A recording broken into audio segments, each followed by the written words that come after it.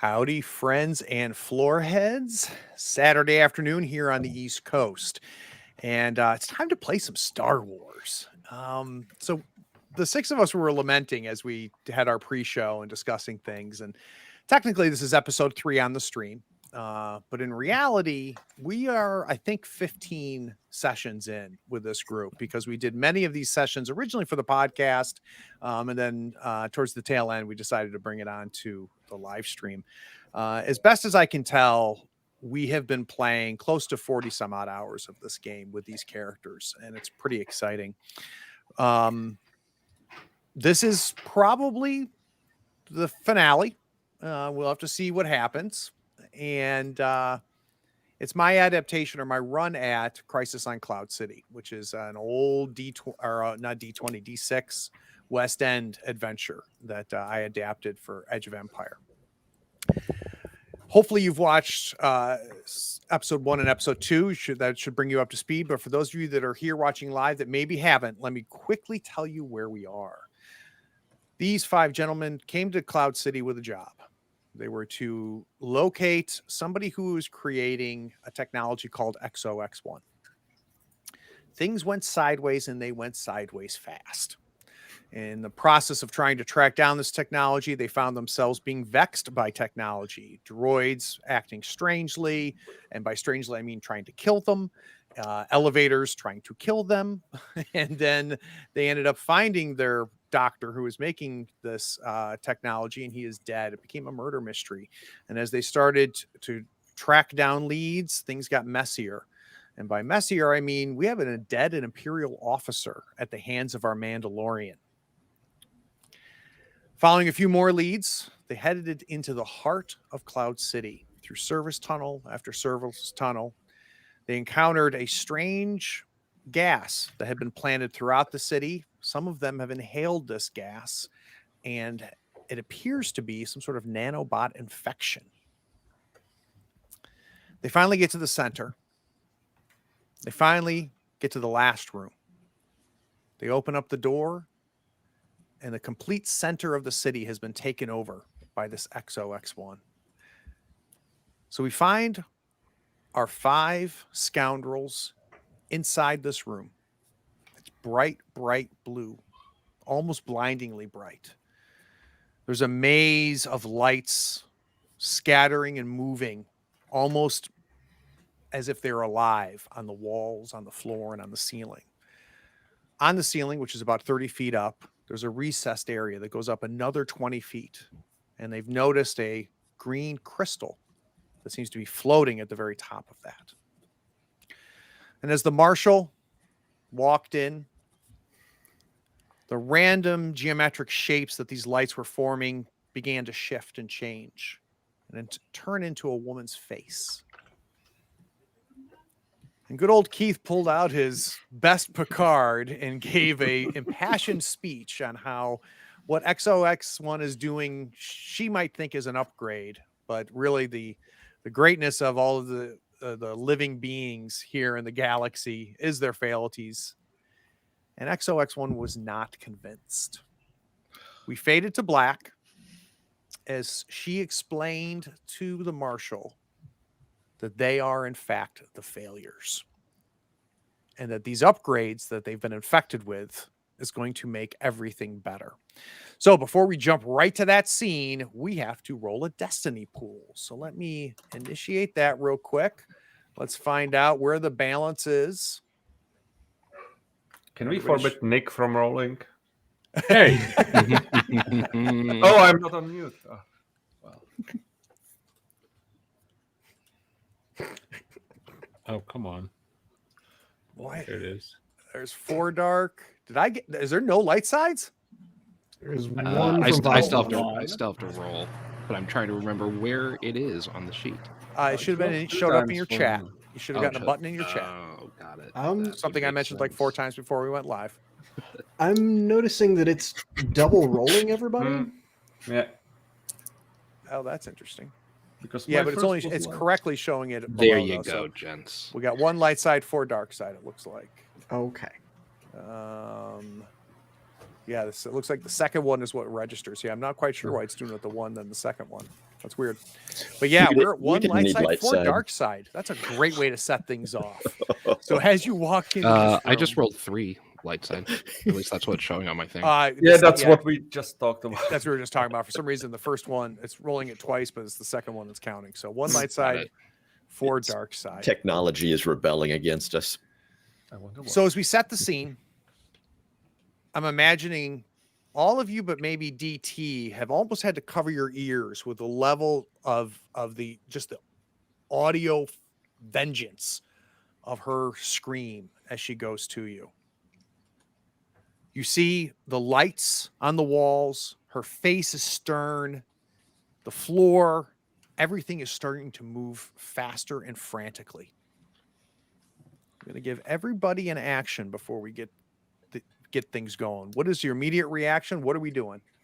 So DT, being the one person who's not covering his ears and has his internal audio scrubbers just pulling the volume down briefly, is going to walk forward calmly and say, once her reverberations off the walls have concluded,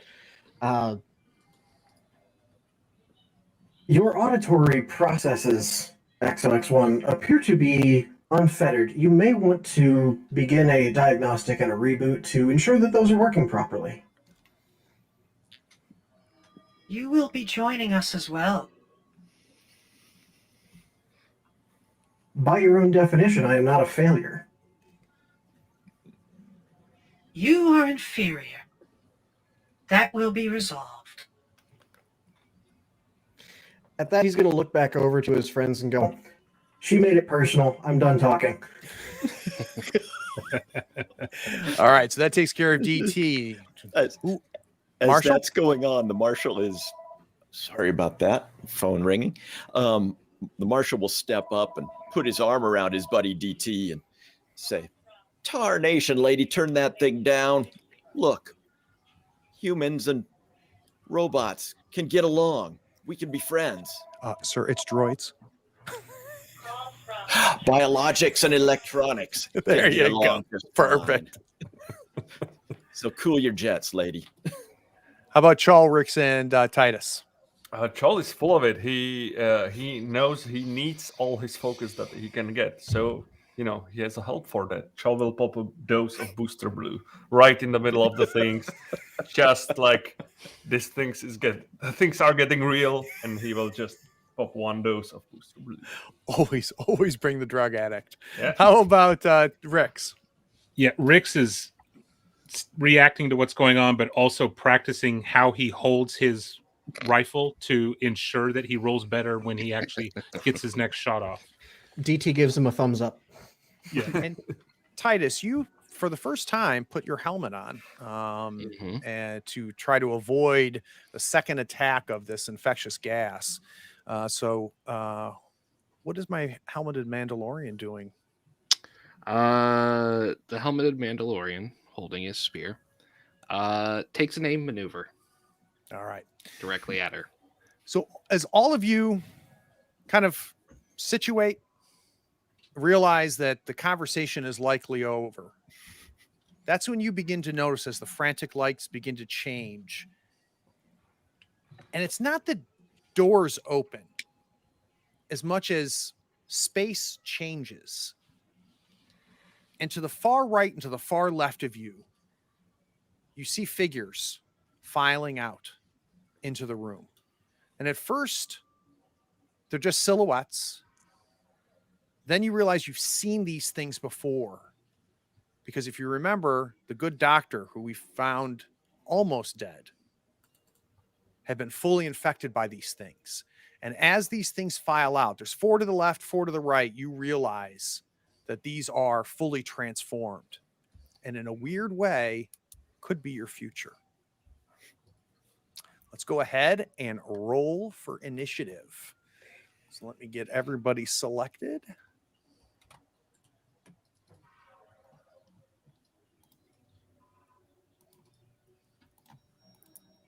And this would be vigilance.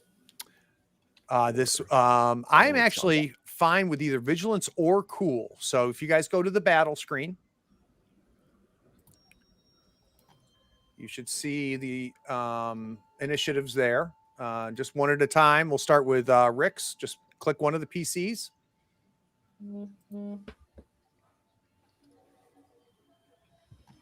Vigilance are cool. I don't know what my better stat is. Cool. 1 vigilance. Okay.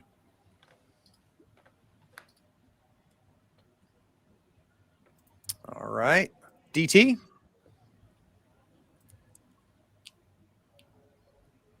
And I think they're all showing up as DT.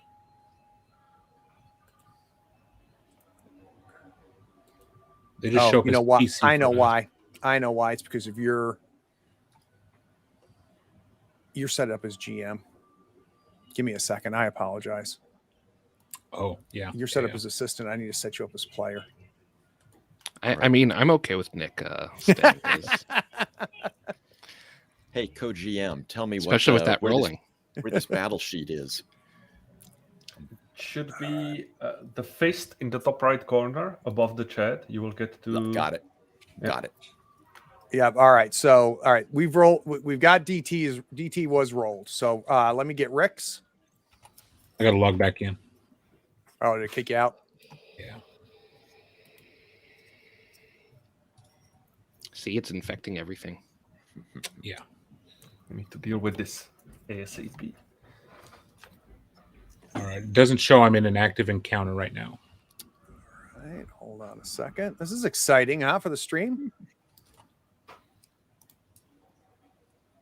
This doubles as a GM corner episode. True. Quick, Roman, do a song and dance. Got I the half- actually, can you guys hear me right now? Yes. Yeah. Ken. Okay, good. Because the voice changer died on me in the middle of that. All kinds of technical problems. This is going- fantastic. Great. This is futile. Is what this is.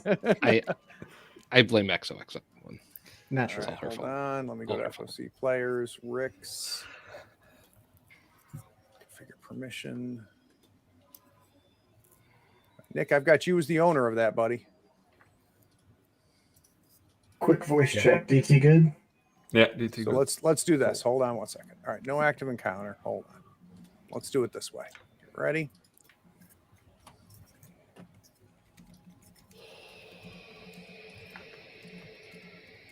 I'm going to restart the encounter. So this will be 5 of you, you and you.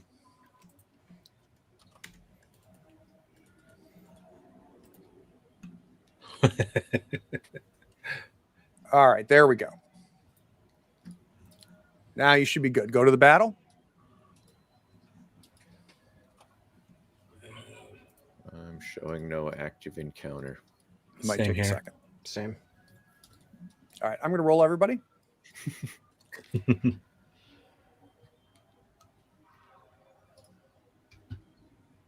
All the dice. Whoa. Hey, I succeeded. All right, so we Should- start with 2 PC slots, 2 NPC slots, and then 3 PCs. Who wants to take that first PC slot? I will. Titus will, having made his aim maneuver, will fire off a shot at. And what are you directly. firing at, sir? Specifically her. I don't. Right now, there is not a specifically her. Oh, so there's not. yeah, there's movement on the wall and things like that. So I think really the only targets. Now you're welcome to shoot at the wall. I'm just telling you as the GM, it's not going to do squididdle. Okay. You may have to deal with these minions first. So the pretty lady face went away. That The pretty pixelated into lady walls. face is dissipated, and Yeah. you're seeing multiples of it, smaller, just appear periodically Got it. around you as Got it. these Got it. minions work their way in. Yeah. Got it. Okay.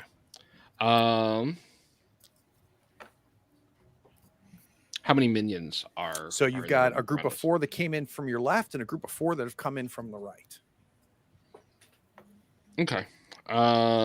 Using that aim, I will. How far away are they? We'll say they're I forget the range bands. God, it's been forever since I've played this. One It's range band away. So yeah, I short. think it's close, short, medium, Yep, short. long. Okay, they're short.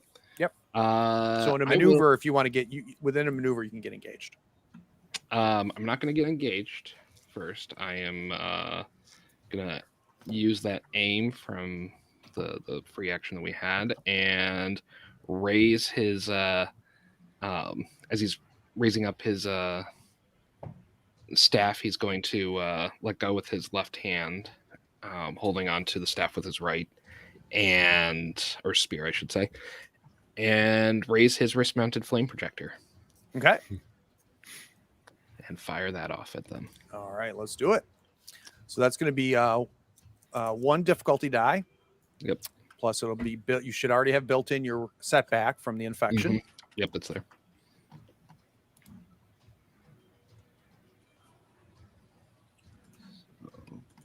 And that goes off of ranged light, I believe. You should be able to just go to the weapon and click it, buddy. Okay, Yeah, from great. the gun. Oh, there we go. All right. So 2 difficulty, 1 setback, correct?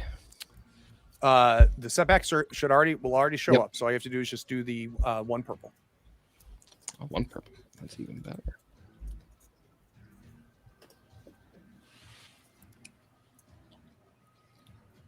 Holy Very, smokes. very nice. So you succeed with 5 successes. That's going to give you 8 plus the 5 success, 13 damage. No advantages, so no criticals. Let's go ahead and take care of that. 13. That's going to be. That is good. All right. So you are going to. I want to hear how you take 2 of them out. Okay. So Titus raises the arm, and just triggers the wrist-mounted flame projector, and just burns those 2. And with his remaining maneuver, that is when he actually charges in to engage the other 2. So he basically just kind of runs through the flames as they fall to the ground. But between them, he just kind of splits the difference and kind of knocks them over, as he then charges through to engage the others. And the crazy thing is that they're not moving like a protocol droid. There's a smoothness about the way that they move. And I think probably the oddest thing is if you had turned that flamethrower on DT, there would have been a reaction, right? DT knows to react when he is attacked. These don't react at all. So the flames engulf the first 2, and there's a crackling and a melting sound as you see both the flesh and the metal just start to slough off. And as they slough off, you do see some white bone and skull, but some of that bone and skull as it sloughs off is metal as well. And they just collapse almost by their own weight as you barge through past them and engage the other 2. Who's next? So I'm seeing this in my head as Titus is getting set up. DT is going through the same motions of lifting the guns, aiming at the same group that he was, thinking, we're going to take out this squad and then pivot and take out those. But then Titus runs in and DT pulls the guns up going, nope, pivots, and just opens fire on these other guys. On the second group that's unengaged. So in the same way, DT, they're moving towards you. They don't seem to be adjusting to the fact that this attack has happened. The flames are burning. The fire is, you can't feel it, but you can sense the heat of the fire coming off of the attack from Titus. These other 4 are headed towards it. You've got both of your pistols out. Are you going to dual wield? I am. All right, so let's increase that difficulty by 1. Okay, and we're at short range, should be 1 purple normally, so it just stays at the standard 2, yeah? You're at short. Well, you're at short range, and then yes, you go up 1. No, you're upgrading it, so it turns into a red. Or no, when you dual wield, you add a difficulty. You're correct. Yep, so it Yes. goes to 2 purple. Got it. And I'm remembering my 2 setbacks from the custom grip not being customized for me yet. Need to go shopping for this. And do you have the 2 setback for the No, he does Ah, you not. don't. He is not Ah. infected. Upgraded already. The droid did not breathe in the gas. Imagine needing to breathe. Jeez. So we have another success. This time we've got a success with a triumph. So total damage is going to be 8 damage. What do you want to do with that triumph? So, if I remember correctly, the triumph counts as 3 advantage. Ish, but you're better off spending it as a triumph. So Okay. So it's, you can't split up those 3, right? Okay. So you could use it to immediately just to get rid of a minion. It's like Mhm. boom, one more minion dead just because I triumphed, or you could do something else with it. Narrative, So right? I think as DT is firing this off, he's got his internal HUD tracking everything, and I think in the process of just sending downrange just a barrage Hold of on. fire. Yeah. You dual wielded. Yeah. You want to use that triumph to activate your second gun. That's what you want to do. Yeah, Mhm. but that only takes one. Advantage. Correct. But that's what I'm saying is you can't split a triumph into those 3 advantages, right? That's its equivalent, but it's not. You can't. You don't get change. That's fair. That's fair. So here's what I would say: since I'm dual wielding, and that to me would be an overpaying for setting up the Okay. second gun. Can we just make that instead of taking out 1 minion, take out 2? No. Okay. I tried. Sure. Just let it go as the dual wield then. All right, great. So that what that'll end up doing then is that adds another 7 to your damage. Okay. So instead of doing 8 damage, you're now going to do 15 damage.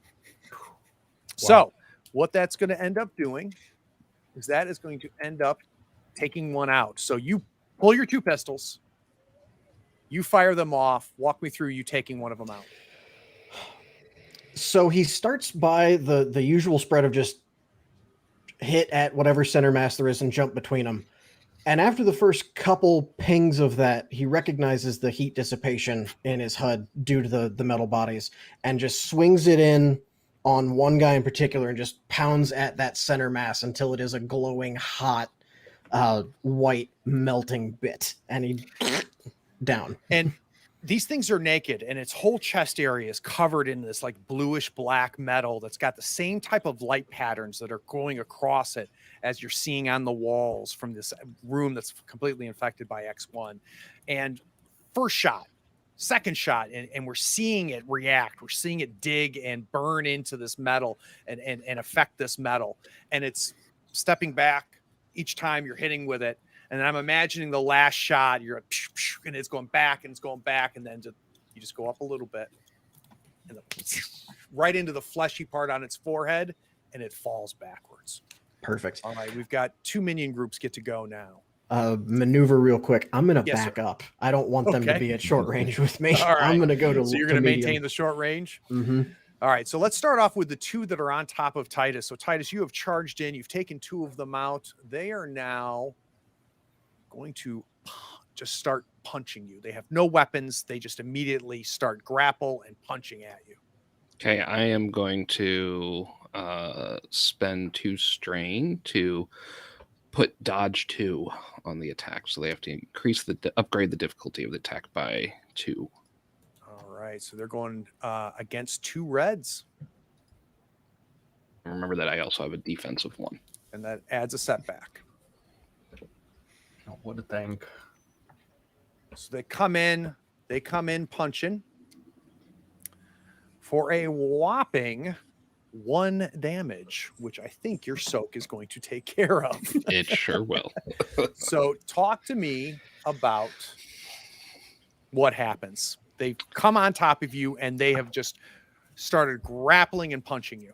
Yeah, so I imagine that they probably, they've got the probably like creepy looking, servitors and other metallic stuff growing out of them. So trying to swipe claws, but the armor catches most of it and lets out almost kneels on a chalkboard screech against my Beskar. And I kind of like push them back a little bit, dodge out of the way from one, kind of knock the another one back, and I shout to the rest of the group, Don't worry about these lot. You take care of the ones on your flank. Second one, the ones that got fired on. There's only 3 of them left. They're going to move to engage with the marshal. And the marshal is now dealing with the exact same situation. Marshal, do you have any kind of fancy moves like our Mandalorian? You know, I scream not the face and I curl up in a little ball. Okay. So the 3 of them are on the marshal. They start swinging and punching. And for some reason, it's not registering the damage from their brawl. And their brawn is 3, so it's actually 6 damage. It is successful with 3 successes. So 6 damage minus your soak. So my soak is 4. So I take 2 of those We'll damage. take 2. I'm imagining the swinging and the punching of the 3 of them, and they're kind of surrounding you at this point, Marshall. They've already isolated you because DT moved back. Right. And they are on top of you and they are engaged. I'm giving ground, but that's about my only defensive tactic. All right, I've got Rix, Chal, and Sil. Who wants to take the next 3? 3 are all you guys. Well, the other defensive tactic I know is I talk to them nicely. And I look at the one who looks like he's got the greatest shred of biologic left in him. I gauge that by maybe a touch of pink on one ear. Camera zooms in. and Sil leans in and says, I know it's in there. I know you still remember who you are. We are biological. We are brothers. Listen to me. Follow the sound of my voice. Focus. Stop hitting me. All right. So what are we going to try to do? I'm going to look for charm here. All right. Let's try a charm. Do you wish to use a light side point? I do not. All right. I will use a dark side then. Oh, So let's good. upgrade that difficulty. Do we have 4 Wait a light minute. before dark? Wait a Yeah, minute. I I'm got it. doing it I'll fix wrong. it. I upgrade one to a red. I had 2. Right. I had 2 purple. I should now have 1 purple, 1 red. Actually, let me look at their difficulty. It might be easier than that because it's going to be up against. You actually only are up against 1 purple, so that's going to just be 1 red. So I get rid of that. Okay. Let's see what happens here. I believe in you. Oh. Yeah. Oh, nice. Oh. All right. Ooh, So oh, you've got an advantage, and you've got a triumph. and 2 light side Now, points. when you do a charm check with your force powers, what does that do? So the force powers can be turned into advantage or successes. All right. So it looks like you could make this a success because you have those 2 light sides if you want. I think that's what we're going to do is All right. we'll turn this into a success if we can. So you say that to them, but I'm wondering where does the force come into play here? So where is this newly acquired sensitivity to the force come into play as you're having this discussion? I was feeling power through the door. Powerful, corrupt forces. And I think that this is reaching out. We're seeing shimmering lines of movie blue coming out of the temples as Sil is taking it all in. And he narrows his focus down to just this one person. And their eyes lock. And for a moment, there's a flicker of humanity behind these eyes. And maybe, just maybe, it changes his next motion, his next action from eviscerating me to something less bad. And this was hugely successful from the triumph. How do we want to spend that triumph? So without the triumph, I was going to have this stun them for a round. But I think we should get better than that. So talk to me about how you want to use that triumph. I'm open to suggestions on this. I didn't expect a success. Well, and keep in mind that what you could do is you could upgrade the next acting person's action. And we could justify that through the force. We could justify that as, making them extra vulnerable. Yeah, let's just do that. Okay, great. Let's do that as an upgrade against this group, and I'll just focus on this guy. So this is they've stopped your attacking. You've registered with them, and the first one, the one that you focused on, kind of stops, and soon after the other two stopped. They were swinging at you and trying to grab onto you, and you've pulled away as you've connected with them in this way. And the one you focused on staggers back a bit. The other two stagger back as well, but not at the same time. They seem to be reacting to this one. It staggers back. You see it move its head. And then, like jerky movements, and all of a sudden, locks right back on you. You're still talking to me. Comes from him. Or it. All right, so let's next PC slot. That was Sil. I got Rix and Chal. Rix is going to take this opportunity. They've kind of closed their distance. Would it be any benefit if I got up close to where I didn't have to technically aim too much and point blank shoot with my ion blaster, so I don't have to? You sure can. So what you can do is you can get up close. Now it's still going to upgrade the difficulty, because in both cases, both the group that's engaged with the Marshal as well as the group that's engaged with Titus, there's still engagement happening there. So you still upgrade the difficulty of it, but yeah, definitely. Okay, yeah, I think that makes sense. Rix is worried about his continuously failed aims, and he's just trying to get close and trying to get some sort of a success out of this ion blaster. So he's going to close the distance and shoot. Beautiful. So it's going to be 1 purple upgraded to 1 red. All right. You want to use a light side? Would I get an advantage for Marshall's success? You get on. It's gonna upgrade. Yep. So let's go ahead and upgrade the upgrade your ability once. So I'll turn one of your greens into a yellow. And no, I won't use a light side. All right, let's go ahead and do it. So you come in close with the rifle, you fire. I don't know why I'm surprised. You end up with 1 failure, 1 threat. So you come in close, and the one that locked eyes with the Marshal, and you heard her voice come from him, turns and knocks the ion blaster away as it's firing, missing the other two as that happens. I'm going to go ahead and give you a setback on your next action. So if you'll remember, your next action will have a setback from the jarring motion of that's how I'm going to use that threat. Okay. Chal. So if I want to assess the situation to maybe more observe my surrounding, is that an action or a maneuver? No, that'll be an incidental. Incidental. So I would be interested, there was this crystal you described. Is there a way to get to that one? Maybe is there direction we could go next?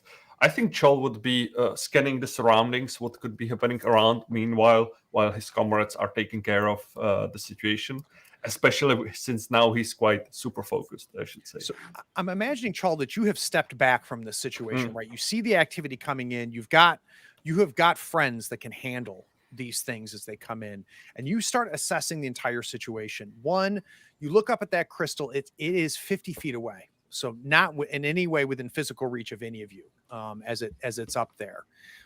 You do notice power drawing from this thing into the walls, and that seems to be like the center of the lights as it's spreading along the walls and along the floors, going through it. You look to the walls to the right and to the left in this large, almost banquet hall sized room, and you're looking for seams, panels, or anything. And whatever was there is now gone. This entire room has been taken over by X1. So you don't see any vulnerabilities. You don't see any seams, panels, or anything along those lines. But I will give you an advantage. So build in an advantage on any action you take next from that assessment. So there's nothing I could interact with. I could maybe a weak spot to find that I could try to weaken even further? Does not appear to be the case. No.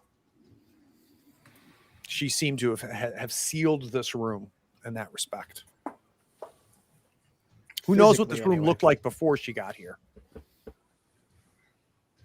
Right. It seems that we will need more focus time to deal with the thing.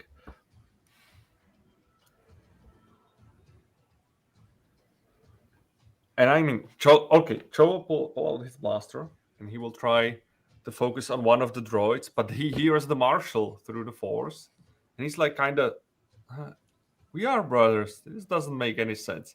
Puts his gun away, proceeds with searching the room, and he tries to find a spot and really tries to shoot the wall. Shoots in the direction of the crystal, but realizing it's too far away, and try to find out like few spots in the wall. Tries to shoot it if he can get any reaction that he could use. For the As you later. start firing on the walls, you see the energy dissipating as it hits the walls. And the first couple times as you're shooting the walls, trying to break through this, you don't notice it, but one of the shots you notice never reaches the wall. So it seems the shot is dissipated and falls apart before it reaches the wall. And as you go up to shoot at the crystal, you're able to aim and fire at the crystal. But a good 20 feet away, the same sort of thing happens. You just see the shot just dissipate and spread into the walls as it absorbs the blaster fire. I could imagine I would shoot down as well. I'm not sure if it's like a full floor or if we can see like through some. We're standing on some. Your feet platform. are touching the floor, obviously, but the shots don't seem to reach the floor. It seems that this is absorbing the shots as you fire them before they even reach the floor, like within millimeters. Okay. I guess that would be it for this assessment of this, what's happening. So while this is happening, we see the flames going, we see the burning bodies on the ground. We see Rick's getting knocked by his blaster, getting knocked by one of these as they go. We see the one that got dropped by DT. Chaos has ensued, and as that's happening, all of you are noticing her face split and move and fall and dissipate and then recollect in other parts of the room, almost like she's checking things from multiple different angles. I'm guessing the Marshal notices this first. Is as her face is going, we're also seeing the lights collect elsewhere on the floor. And as those lights are collecting, we see tentacle metal arms begin to emerge up from that. They're emerging around Titus, and they're also emerging around DT as well. So DT, as you're standing there, you look and is there a door that's opening? It looks like Terminator 2 type melted molten just forms into these tentacle arms. There's 3 that appear around Titus. There's 3 that appear around DT.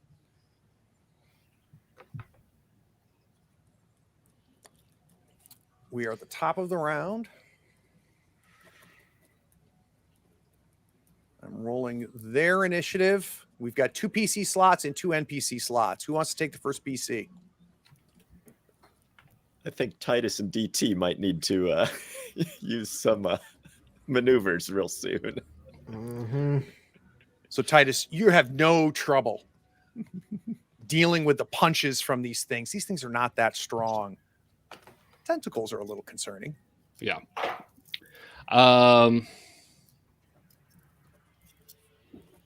Titus will he's going to try and swing at both of these before trying to move out of reach. So he's going to try. Do you want to focus on the 2 remaining infected, or do you want to focus on the tentacles? We'll try the tentacles. Okay. So it'll See be what happens there. 2 purples for a melee attack. Do you wish to use a light side? Yes, because otherwise you will, Craig.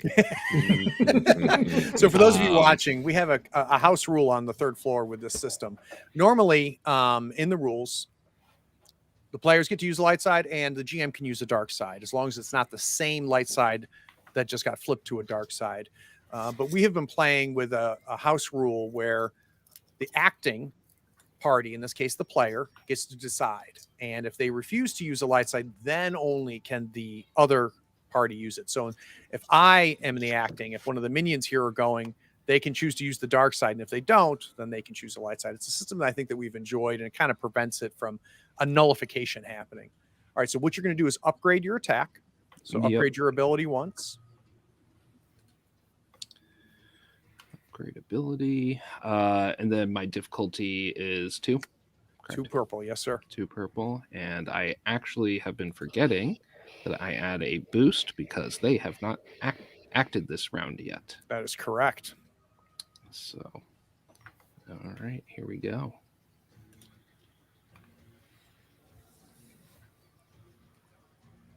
I'll take that. You sure will. So you've got a total of 3 damage. You've got 1 success, 3 advantages, and a triumph. That advantage meets your critical. So you could use those advantages as a crit. You could also use a triumph as a crit. Also, don't forget that this does pierce. And how much is the pierce? It's pierce 1. Pierce 1. So it's going to ignore 1 of its soak. And it should be, yeah, is the damage just my brawn, right? It's going to be brawn plus 1. Brawn plus For 1. the, So it should for be, the, yeah, so it advantage. should be 4 instead of What's your brawn? 3. My brawn is 3. Why is this doing this wrong? So it's not for some reason it's not including your brawn in there. So let's remember that we're adding your brawn to it. So it's actually 6 Yep. damage. Okay. Because you get 2 additional damage from the spear. So I'm not sure why it's not including the brawn in there. Yeah, I saw the damage there. Was like that sounds a little bit that low seems for low. Titus. Yeah. So 6 damage, three advantages, and a triumph. Let's see.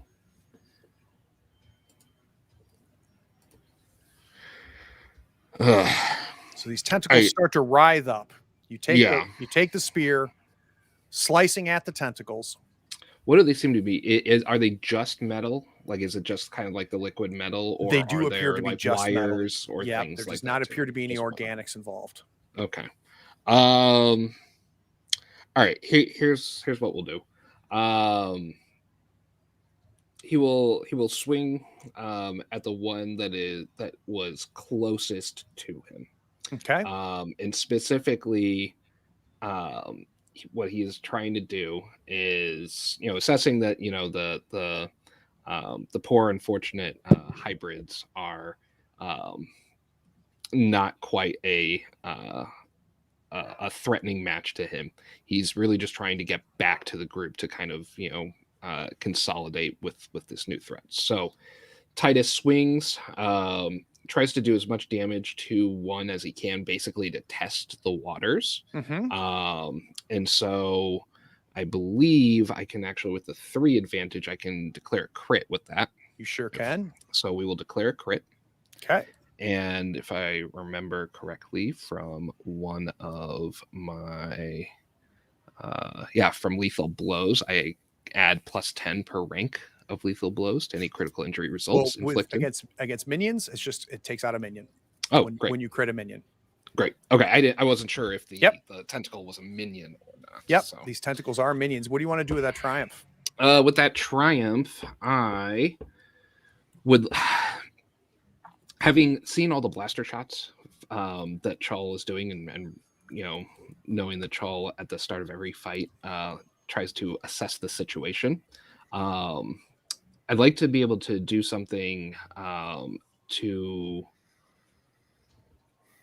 essentially notice if there's like a control console or something of that. I'm thinking, would you killed one tentacle, I presume? So Yeah. would that potentially be an interface to something through that tentacle?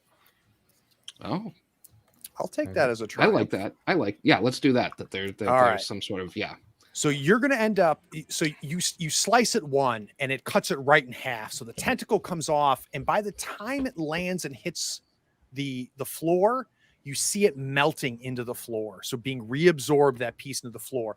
But the part that came out that you sliced off starts moving, and Chal, you notice wires from the center of this, right? So this isn't just pure liquid metal. So it's kind of flailing around and moving around, and you notice that. You also cut into a second one in that process, Titus, and you see it slice. It seems to heal it, but the tentacle reacts to it. So there's only 2 live tentacles left. One has been chopped in half, and we will allow Chal on his turn to get over there and interact with that thing. Okay. So for Titus's maneuver, he will aim at another one or do some kind of like defensive thing, basically, so that he's going to stay put because he's going to protect Chal to do this. And he shouts to Chal, "Did you see that, buddy? We may have an in. I'm on my way. I'm working on it. I'll protect you." Second PC slot before we have 2 NPCs. I think we go with Chal right now. It's got to be. Yeah, let's do this. I So will Chal, maneuver- you run over to where Titus is. Yeah, definitely. That's my maneuver. And as an action, I will then try to interface through those wires. So into what I'm whatever- imagining happening, Chal, is you see this, you get notified by Titus through that chaos.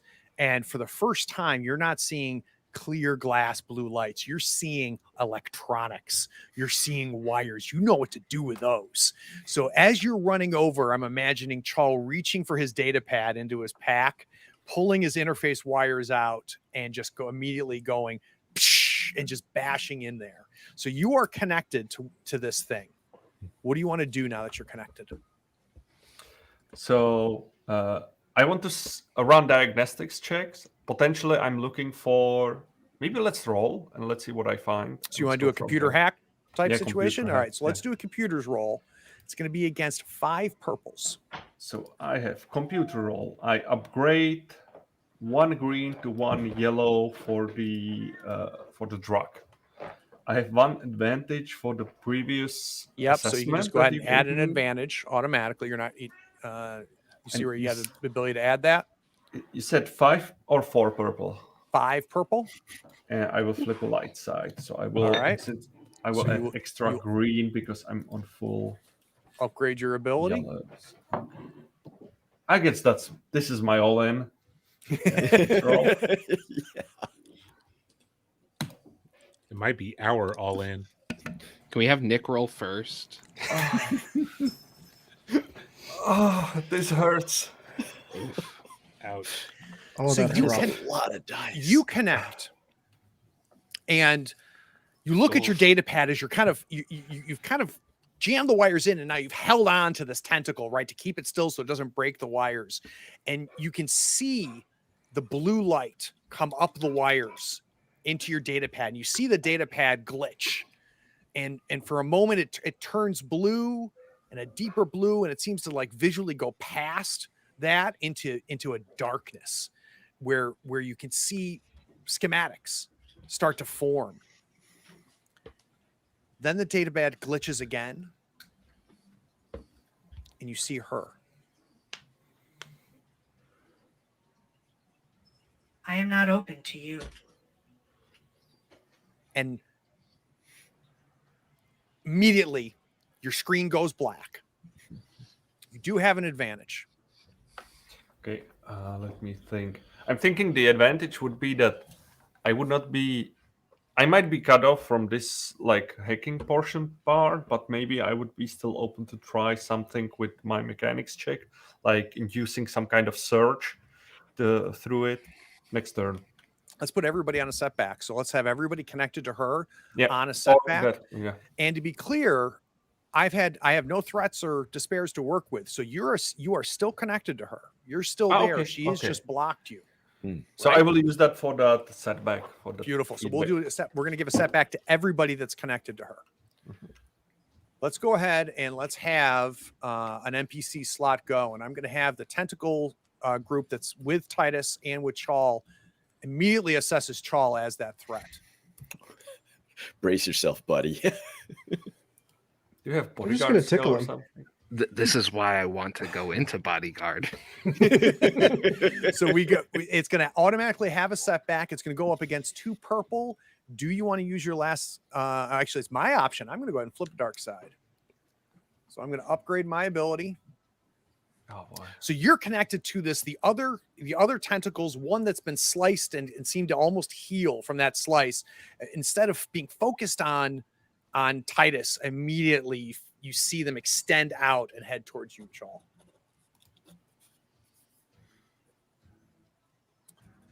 Oh, you had to. And again, it's not adding their brawl 4, so it's going to add another 4. So it's going to be 5 damage. I got 1 success and 1 advantage. How do you? I'm going to spend that advantage, but what's your soak? My soak is 3. Your soak is 3. It's got pierce quality 2, so it's going to drops your soak to 1. So it'll be 3 damage total, right? Yeah. So All right. I'm on 3 damage. 4 and for- damage. Yeah. I had 1, so plus 3. And for that advantage, it's going to pass that advantage on to the next set of tentacles, which those next set of tentacles are around DT. We start to see them far more. Originally, they were coming in to strictly attack, and they seem to be reacting to what's happening over there. And we're seeing them to be appear to be far more strategic. So they almost stop themselves and begin to swirl. And so you've got tentacles coming to your left, to your right. You've got a third one coming up from above. Don't like that.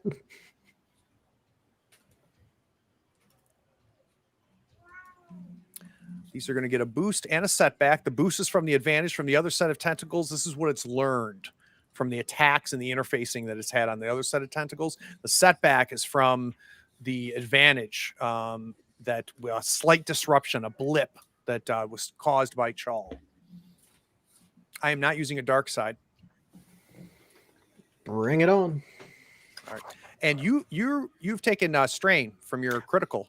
I did. I took one did. strain from. I take a strain every action. It's basically a Yeah. strain every round.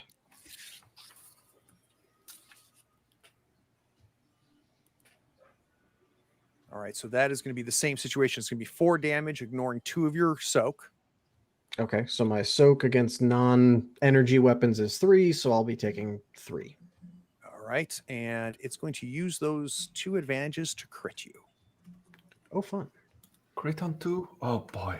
You currently have 1 crit already, right? I have 2. I have, have at the 2. brink, which is the stun, and head ringer, which was only for 1 encounter, but it's still there. I rolled the wrong one again. Hold on. Your stun had. Oh, okay. Or not stun, but I gain strain at the end of every action. Blinded. I'd like the other one better instead. I bet you did. So DT, you gain blinded, and blinded is target can no longer see. Upgrade the difficulty of all checks twice. Oh, Upgrade for difficulty of perception and vigilance checks 3 times. So here's what I'm imagining, DT, as these things begin to surround you, they start probing you. They start coming in at you, and they're measuring your reaction. The second one comes in at you, and this one seems far more aggressive and actually locks onto your arm. That's where the damage is. And what that does, though, is it stops you from even noticing the third one that connects to your head. And you can feel the drill. You can feel the connection, and your receptors, your visual receptors go dark. that's not great.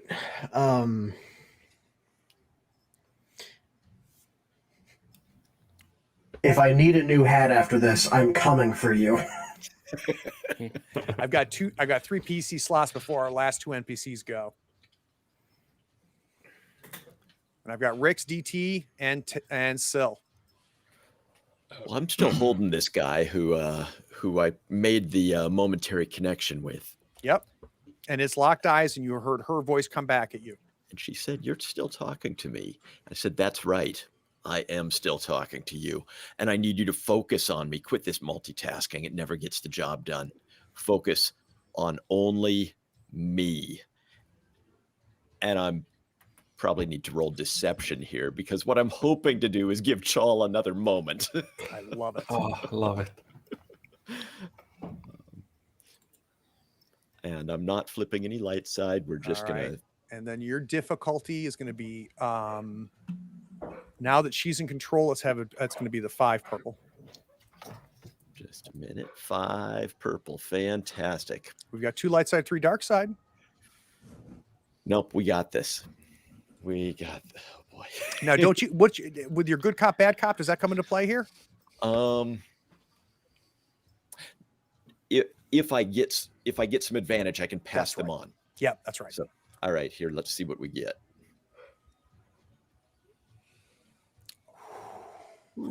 Oh my god. But there's a triumph. All right. So you tell her to focus on you. Boy, does she. 9 This threats. thing does exactly that. And this thing has some of its flesh on the forehead, right? That's where you've identified so much of the biological, and just has this black metal. No mouth, right? No real nose cavities or anything, just smooth. You see the blue lights come up from the floor and light this one up, and you see the face form into the same mouth that you saw on the wall. Mm. And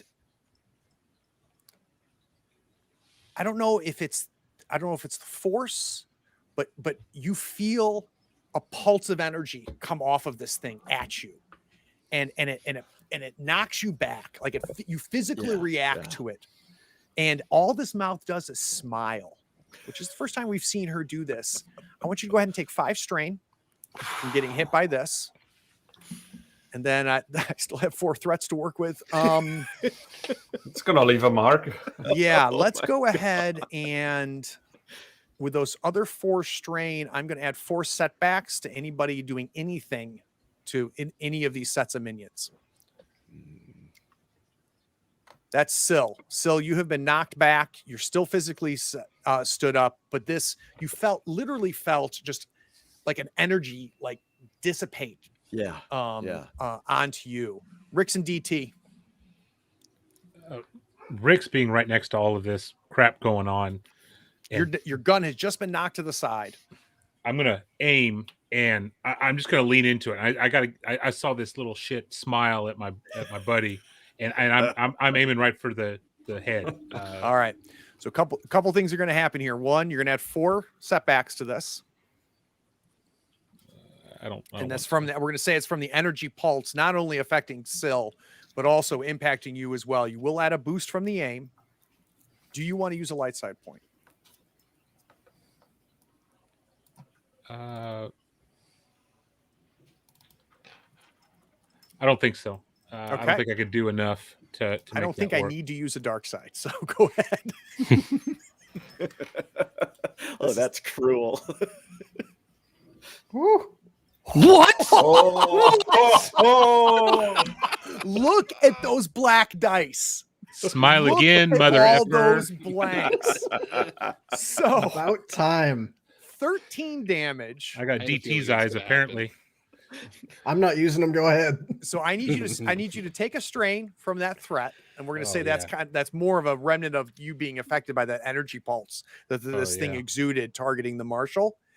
And holy cow! see Because light at this the is end an of the ion tunnel. blaster, this does not affect. It goes through its soak, so it's straight up 13 damage.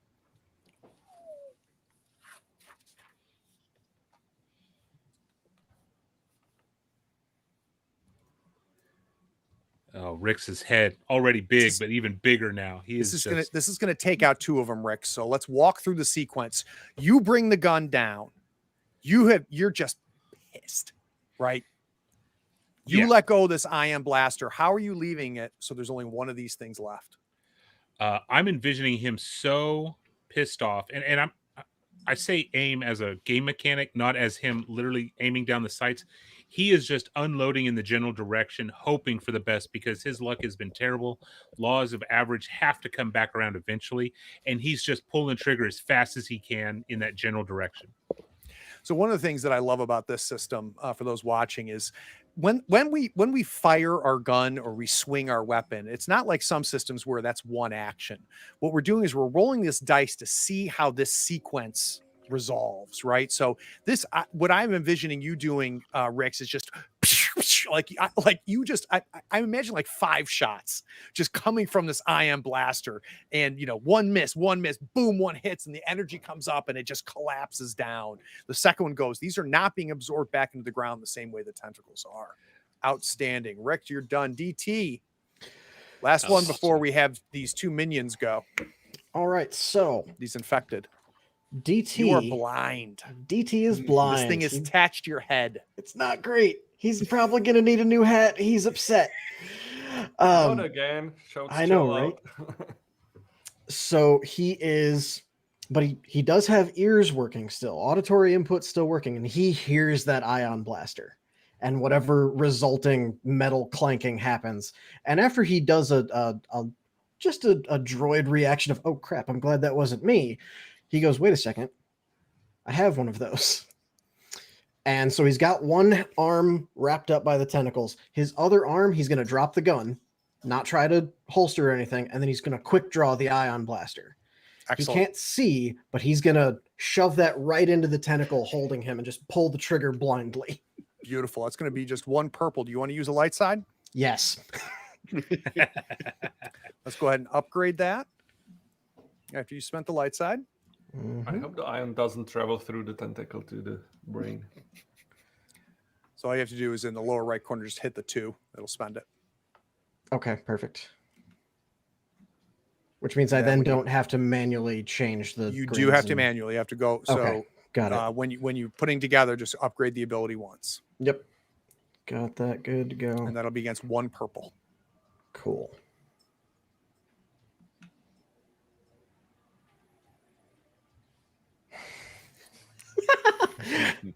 So this thing hits, and we see it react, right? It's so I don't.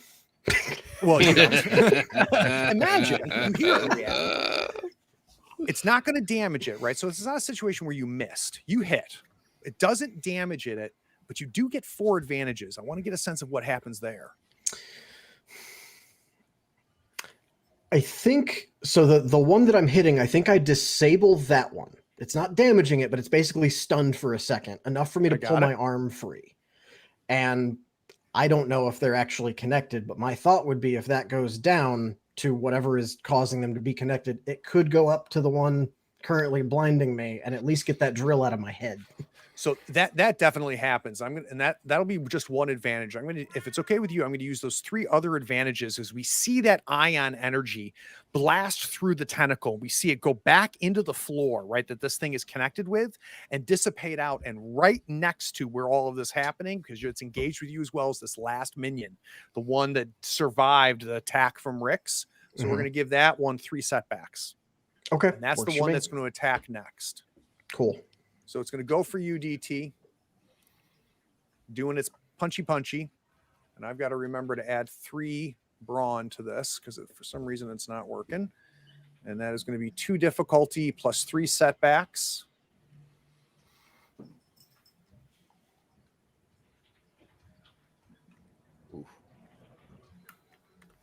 All right. So this will be 5 damage. Okay, so it'll be 2 after soak. Yep. Cool. And we got 2 successes and a triumph.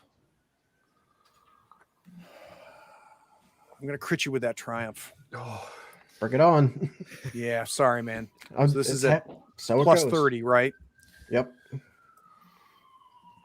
just take the first roll now.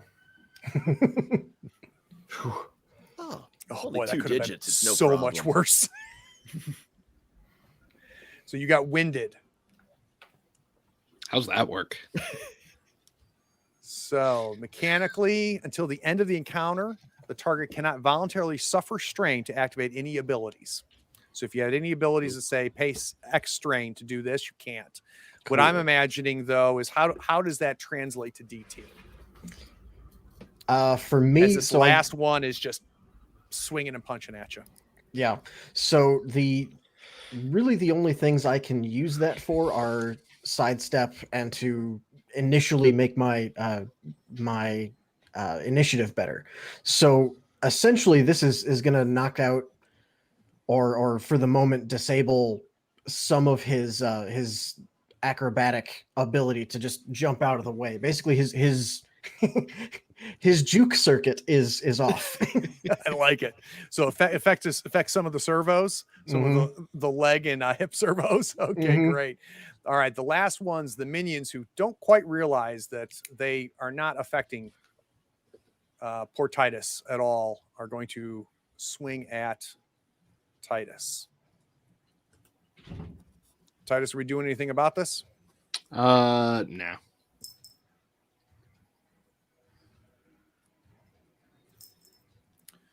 So these things Do you have the setback from my search? I do not. So let me just quickly roll a setback Remember, I have defense 1. and another setback for the defense 1. All right, so that's going to get rid of one. That's going to be 2 threats total. So these things are swinging at you, and that'll be a total of 7 damage plus your soak.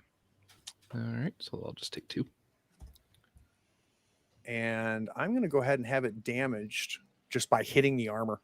All right, so we're gonna take those. Or actually, you could spend them. Why am I spending them for you? So you can spend this. It's 2 threats for you to use. Actually, I like the damage for them. Actually, even better. Can they just get knocked down instead of like being damaged? They they both like kind of go at me full throttle. I take a little bit of a lick, but the armor absorbs so much of it that the Beskar just bounces them off and knocks them prone. Love it. Titus like barely notices. Like there's like a small wince of pain like on his shoulders, like one of them like scratches through, but like. And is these 2 are just punching at you, Titus? I'm just imagining you just taking your arm and just knocking them down as part of all of that. Yeah, I mean, Titus is essentially like doing this, and kind of like maneuvering around because he is basically playing O lineman for Chal at this point. Trouble magnet. We are at the top of the order. I've got 2 PC slots. Hey, Craig, I noticed that I got a triumph on that terrible hit I took. We did not use that. I want to pass that to Chal. And the cinematic reason is that she devoted her energy straight to me. I love it. So as requested. Chal, if you do another computers check, we're going to upgrade that with that triumph. That's a great. For that's sure great. be doing computers check as I'm dodging the tentacles hitting me. Like Titus is trying to cover me, and it's really tough situation. I will switch out the SD card for a fresh new one. I will replug the USB like 3 times, like to another slot. Just tap it on the side. That always helps too. Tap exactly. it. 2 PC slots. Yeah. And I will do the computers check. Then. All right, let's do that computers check. So that is going to be still against 5 purple. So, but you get an upgrade from the Triumph. Upgrade from the Triumph, so that's 4. I get upgrade for the drug, so that gives me 1 extra green. I will do the light side point, so that turns that green into yellow as well. Again. Do I have any setbacks? I have 2 setbacks by default and 5. That's built in from the infection. Yep. Yeah, I will roll then.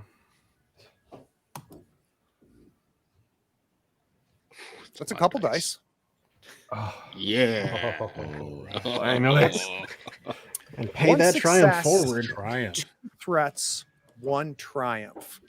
So you immediately go right back to your data pad and are trying to penetrate through this thing.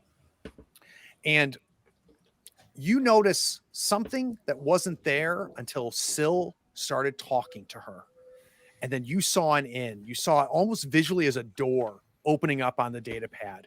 And you dive in. You dig in deeper to her.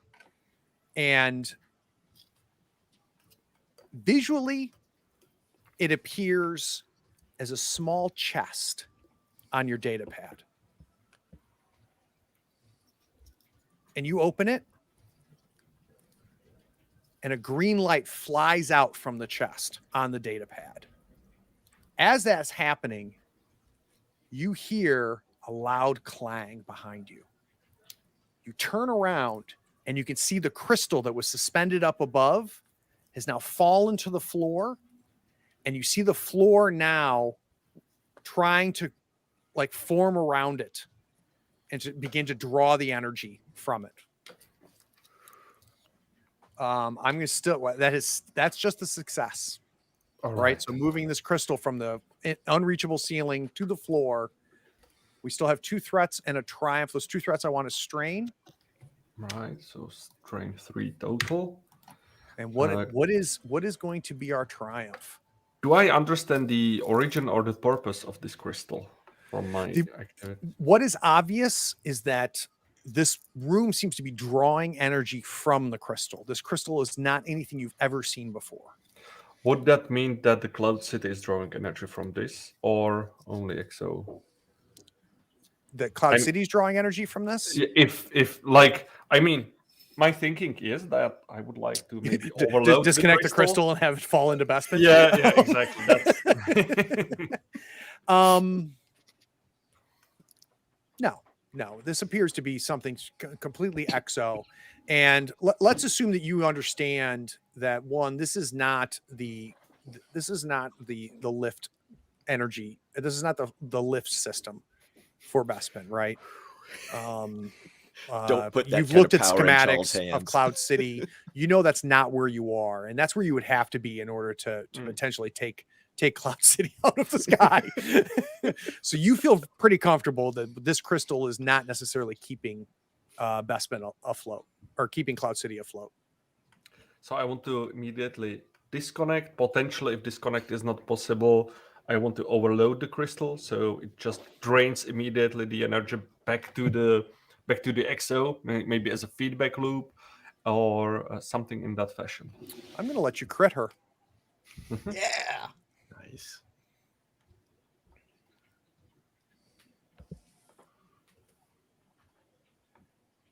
Not bad. Agonizing Agonizing sounds wound. good. Target increases the difficulty of all brawn and agility checks by 1 until the end of the encounter.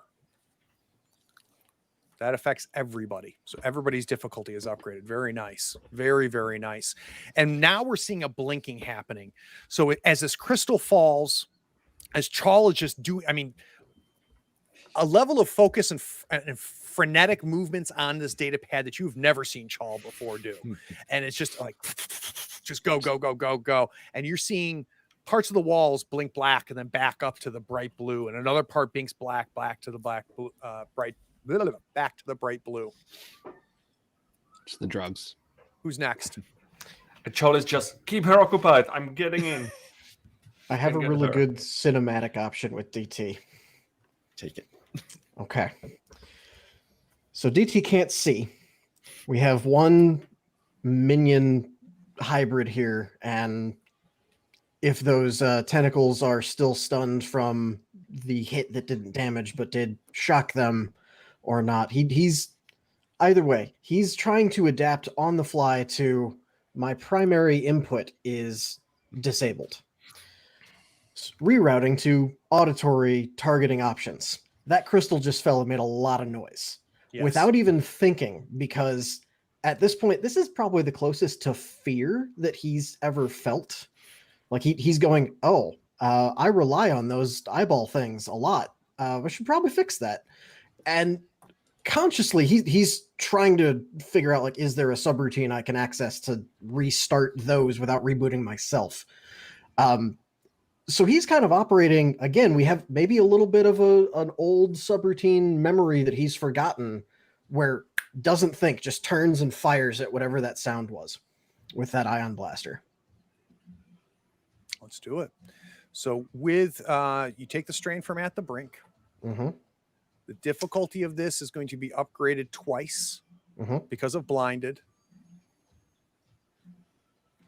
I'm going to spend a dark side so I can give you guys at least one light side back. Appreciate you. So let's upgrade that difficulty one more time. As you instinctively, the ion blaster turns, pointed at this crystal that's now being reconnected at the floor. Okay. So the difficulty is added to by blinded, So or it's you'll upgraded? start at 1 purple. Okay. All right. And then you're going to upgrade the difficulty 3 times. So that should turn that into, I think, ends up being 2 red and a purple is probably where it ends up. Okay. But you should do it automatically if you just tell it to upgrade the difficulty. Yep, I missed those buttons. So it looks Got like it. it's 2 red is the total. 2 red makes sense. Yep. Okay. You fire the gun. Hey, Okay. Apparently, in order for you guys to do well, you need the deck stacked against you. yeah, no shit.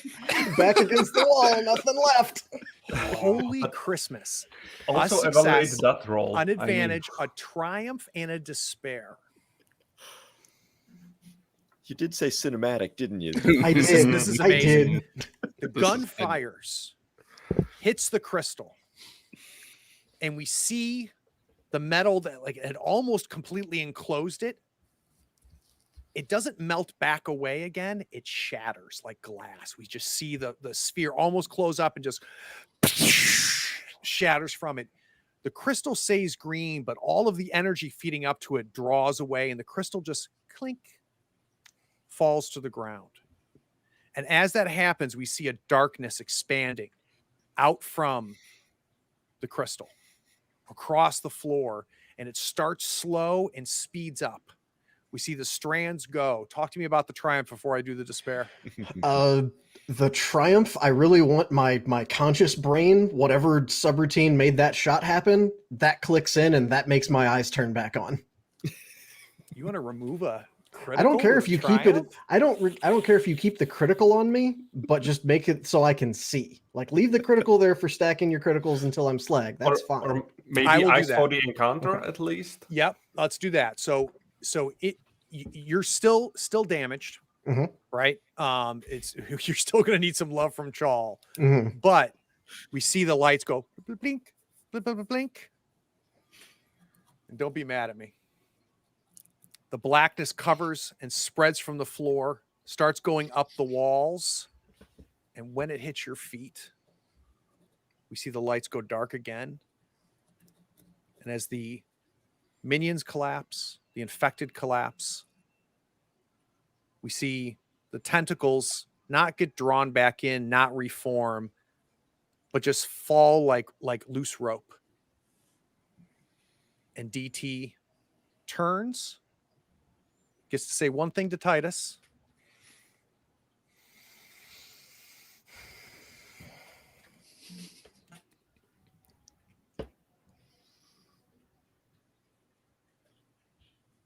Think well of me and get rid of the helmet for a hat. And he collapses. As the room begins to transform back, you realize this is a trash compactor. Oh You see that what was above where this thing was held was the chute where that drops down. You can see the stains on this cold steel, but we don't see any blue lights. We don't see any faces. In fact, you start to see some console lights turn back on in the room. On the ground is a crystal, DT, and the bodies of all of these infected. We saw the tendrils from the crystal go like climb up DT, correct? You saw them at one point attack DT, but what happened is the darkness Yeah. that came from this apparently just that crippled him. And to be clear, just mechanically, DT's not dead, No, Mhm. yeah. but DT's out. Oh, the one advantage I wanted to spend, I would like to Yes. eat strain on that. All right, let's go ahead and eat strain. Cool.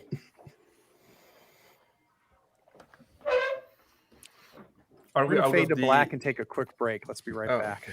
okay. So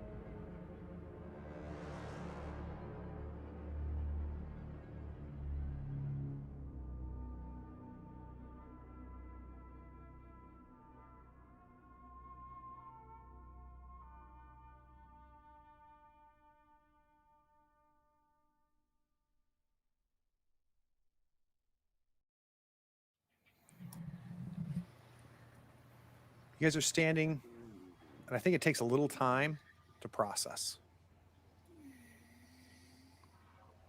The adrenaline starts to leave your bodies. Obviously, an immediate concern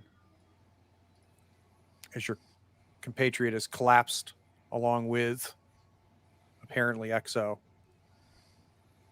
What are we going to do? Chol immediately going to DT. She's like leaves the data pad on the ground, connected to some mess on the ground. I can imagine trash compactor. There would be some random virus, and tries to see what's up with DT. So I will try to. Yeah, and so Help him DT out. mechanically, I have you as one above your wound threshold. So whatever your wound threshold is, add one to it. Okay.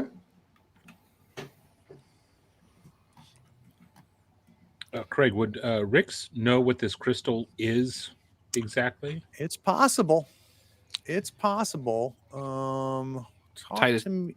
Oh, Talk to sorry. me about how you want to use that. I'm I'm thinking lore. If you want to make a lore roll, Yeah. against 3 difficulty, I'm up for that.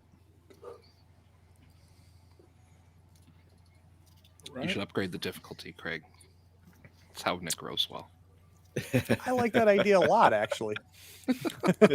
Oh crap. Okay, so upgrade difficulty. Yep. Okay, and then what else? Just roll it as is. It should be 3 purple, right? That turns into 1 red, 2 purple. Yep. Okay. No. Wait a minute.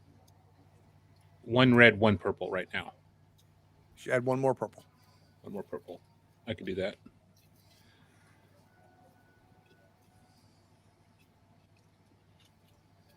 Welcome back. Welcome back. that was a pretty tall order. I tried for you, Nick. It was working so well before. Nick, add Hey, a you know what strain. though? I got us a light side point back, so there's a silver You lining. sure here. did. You sure did. Go ahead and add 1 strain for that if you would. Okay. By the way, did I need roll for? Yeah, Charles. So you get to DT. Are we doing just a straight heal to try to get him below his wound threshold? Yeah. Okay, let's do that. Let's do computers check, and that is because he's over his wound threshold is going to be hard. So 3 purple. 3 purple. Do I guess I still You wanna have use the a light side? Yeah, I would use light side. All right. So upgrade your ability. I did, and it's 4 yellow. Oh. On Nothing brand. if not consistent. Here's what I will do. Here's what I There's do. a You are triumph not in there, able. though. You're not able to bring him conscious, but you can either get rid of that winded or head ringer, with that triumph if you'd like. It's I guess Headringer is not permanent, and Winded is. Both of them or- are done. Both winded and head ringer are done at the end of the encounter. So the only And- thing that's staying with him is that blinded and at the brink.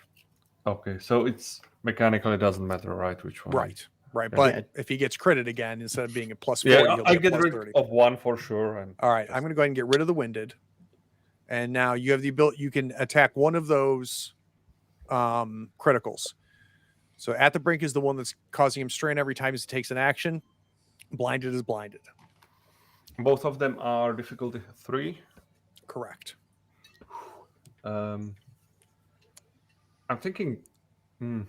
That's a tough choice. Go with blinded I think- because I'm mechanically thinking speaking, blinded, I can use advantages to manage the strain. Strain. I'm trying to think of as a Chol would prefer to keep you alive longer to get through this rather than to have you shoot more things and be more in danger. So I'm actually going try to heal on the brink Okay. to make DT go through this stuff. Let's do it. Cool. So this is going to be focused mostly on his servos.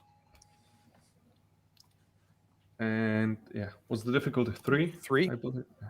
And I will not use light side now.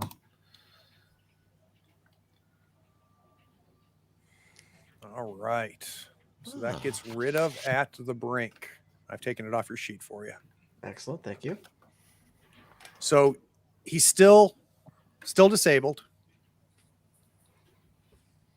but you've been able to make some progress, just not able to bring him up. Hmm. I know what Can Charles I- doing. I know what DT's doing. Can I use just the repair patches? I have still 3 left. You sure can. Yeah, I will use 1 definitely. All right, let's go ahead and that's it heals 4 or 5. I can't remember. What are the Heals repair 3, patches? but doesn't go down, I believe. Yeah, it's 3 for the repair patch. All right, it's so less, great. it's So that'll less put you in 2 many below BTs, your more of them. threshold. Cool. So DTs. 30 seconds ago, Marshal Sill put his arm around this this disabled, crippled droid. He just stumbles over, seeing his friend on the ground, and he drops to his knees. You guys hear the clank of his knees hitting the floor from where he's partially turned to metal. I think we're all partially turned to metal still, aren't we? Yeah, in fact, if you look, as you guys look to see where those infections were, they're all black, right? So they don't have any kind of, they're not active like they were before, but there is still that integration there. So they're still part of you. Right. And I just putting hands on DT just ineffectually. There's nothing Sill can do, but he's trying. DT, you boot back up again. You're unable to get your visual active, so you have no visuals, but you are conscious. Okay. So I imagine that would be difficult for most of them to recognize, because normally for this type of droid, you can tell they're on because the eye lights are on. So Shaw might be listening for it and might hear some the fan kick on as the CPU needs to be cooled. But DT sits there for a second, runs a couple diagnostics. Can I get those eyes? I just got those working again. Okay, well, and then he'll actually start moving and just very jerkily, because he's still overcompensating for the at the brink issue with the servos being problematic. So one arm just shoots up and just tap, tap, tap, tap, tap, tap. I appear to be non-visual once again. Chol, as you move the arm, he's like, oh shit. Oh, okay.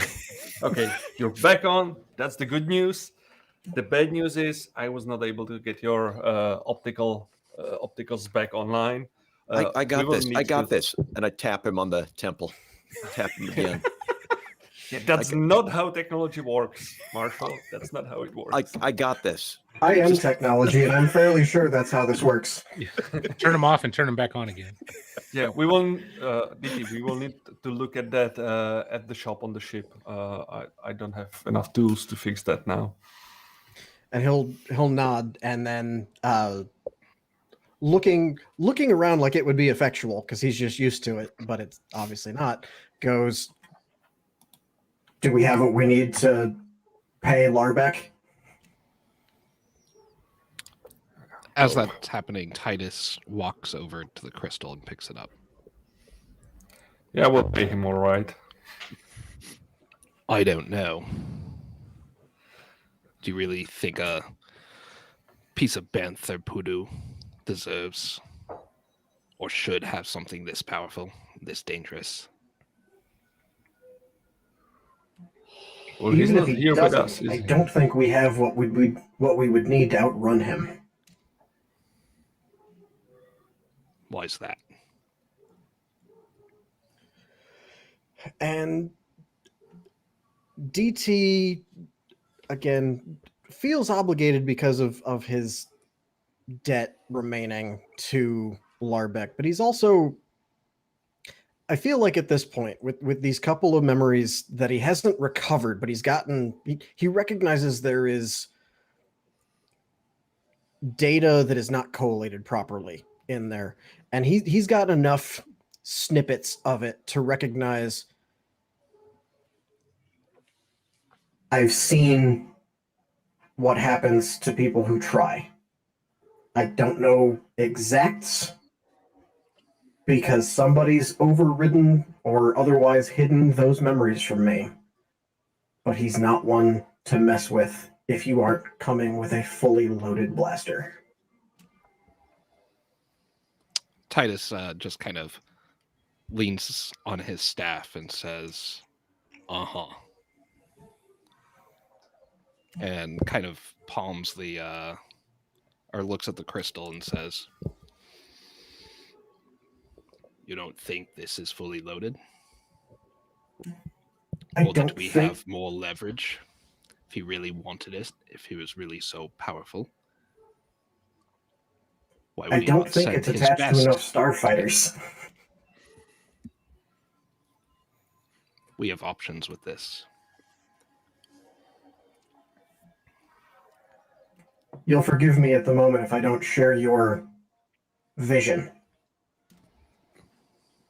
Wah. All right, so we're going to cut.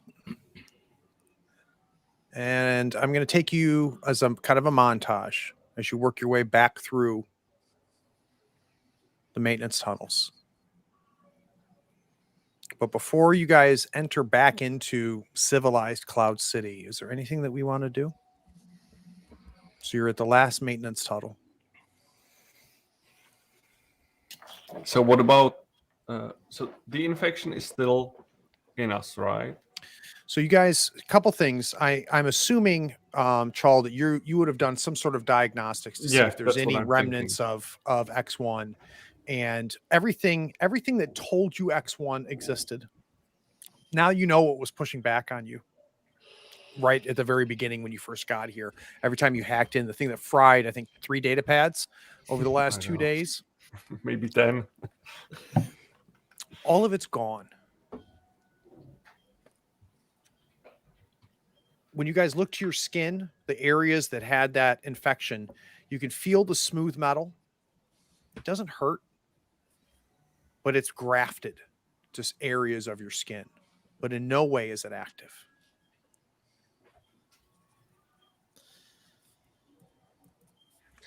I know DT would either scramble around or preferably point out to someone, "Hey, I dropped my gun over there. I'd like it back." Yeah, Chol picks it up definitely and hands it to you and tries to put DT on his shoulder, but he is like not even close to helping him in any way, but like really thinks like, yeah, I guess this might help him, but Yeah. he's not really thinking straight, especially with the drug wearing off, making him more, tired more than ever. Yeah, DT definitely gets what you're going for. Pat you on the shoulder and just make sure he has one arm on your shoulder and you can lead him. All right. Titus, what precisely do we owe our employer? I don't owe him anything. He's promised information, but so far he has not delivered anything. I'm sure that some of you have obligations, however. I shook a hand and I said I would deliver the information I could about the XOX1 project. We've talked to Dr. Vreen. We've collected his data pad.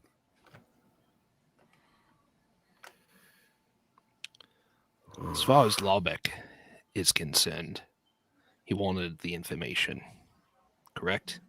What you promised, you did all the talking.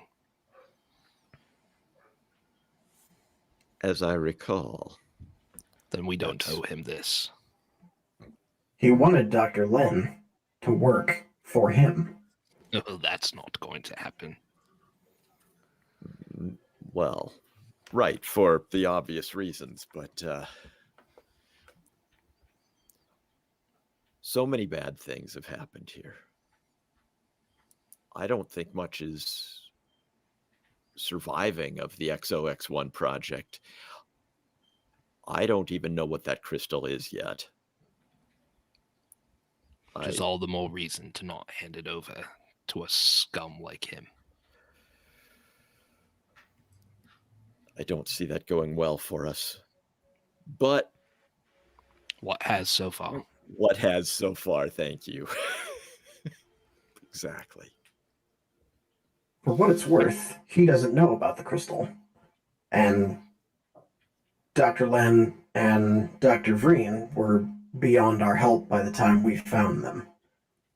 I doubt he'll take that well, but if anyone can convince him that there wasn't anything we could do, I can't think of anyone better, Marshal, with a little backup. And he, while still not seeing, has heard where Titus is talking about and turns to him when he says that. You're sounding more human all the time. Significant look back to you. Right. I have good subjects to study.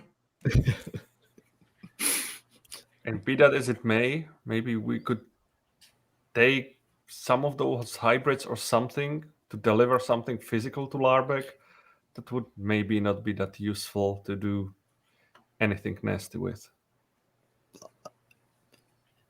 I'm not sure if the hybrids dissolved, or we could take like a hand on our way back or something. Yeah, I mean, you could definitely, you'd have no trouble, bringing some of that technology with you. I think that's what we're going to do. Mhm. Syl is learning to lie. This is his story arc.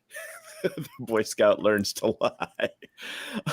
Yeah, so if you want to, I was hoping something more glorious, but here we are. if you want to take a piece with you, Charles, you can. What do you want to take?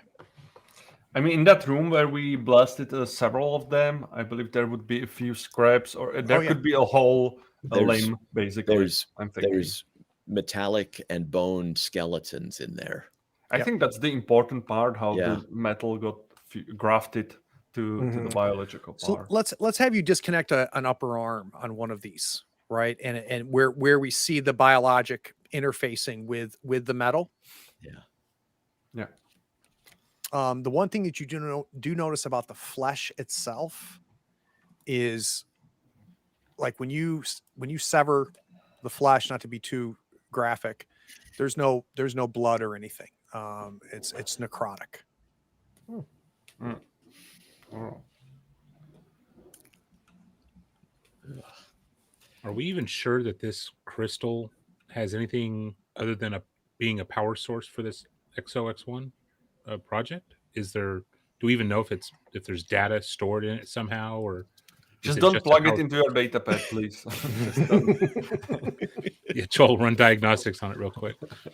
I'd rather be us to be the ones to determine what it is, how it works, than Larbeck and his cronies. Definitely. Why not just destroy it now? Similarly, I would rather it That's fine too. especially not fall into the hands of the Empire either.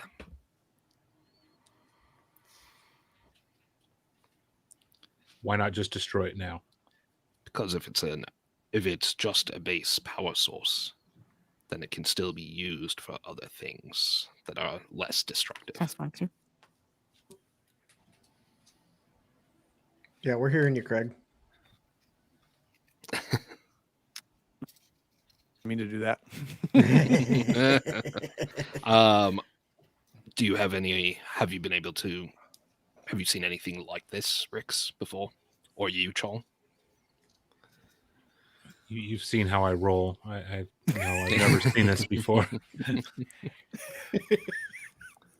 Not sure if I Or roll actually- as a troll or just say, no idea. I know I failed to roll, but did I get any information out of that lore check?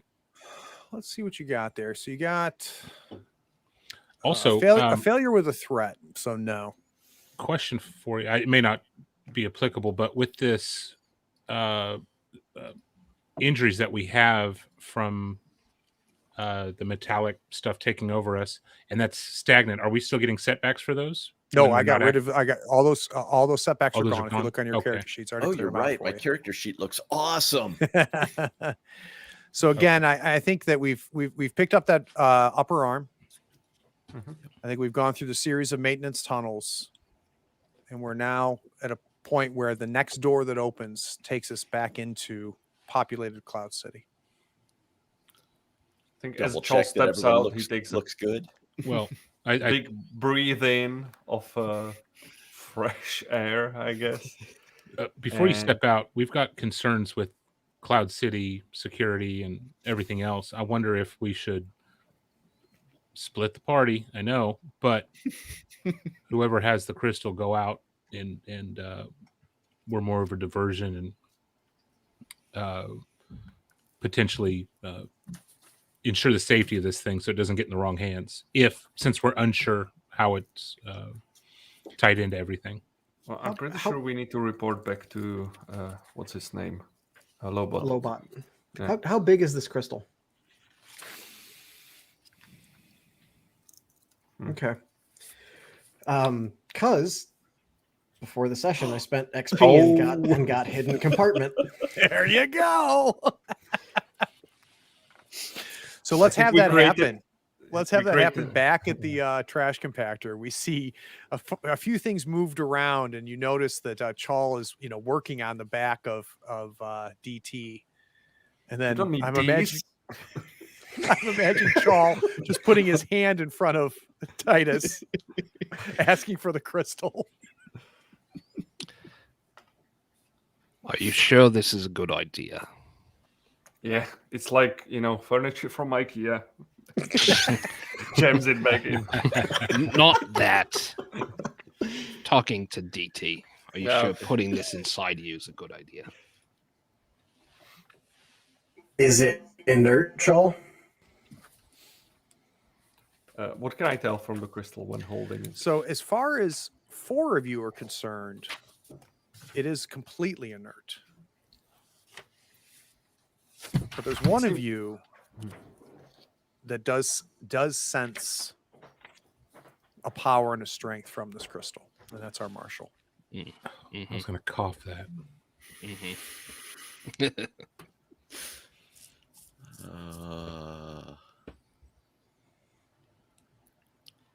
And Marshall, you can tell this is not a plug it into the wall power. Right. Make a lightsaber. Ooh, that's a good idea. Out of DT.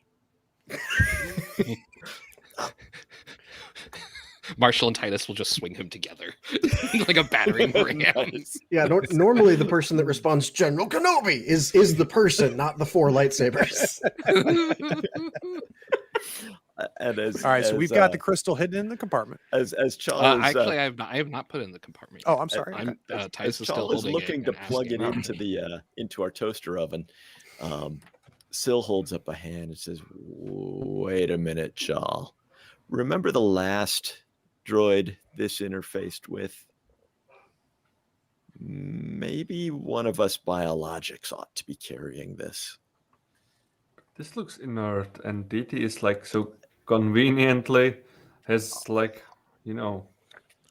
way how to hide. Maybe if I isolate it, and I'm already trying to think of some jury-rigged isolation chamber that he could make. I see he's already got pick-a-pluck foam in the shape of that that crystal in his secret compartment, but I just I don't have a good feeling about it. Wrap it in space tinfoil. We'll be fine. Rix offers up his cargo pocket. Well, what's your hesitation? I don't know.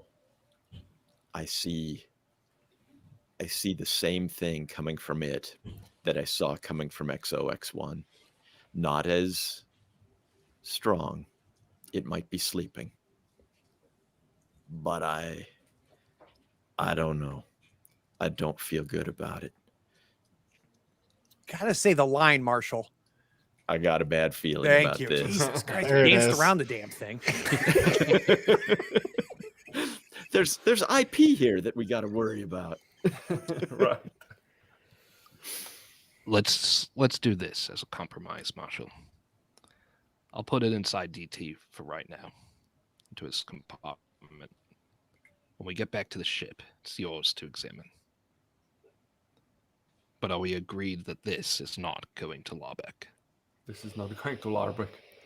No, this doesn't need to go to Larbeck. Titus will place the crystal in DT's compartment. DT, grit your teeth.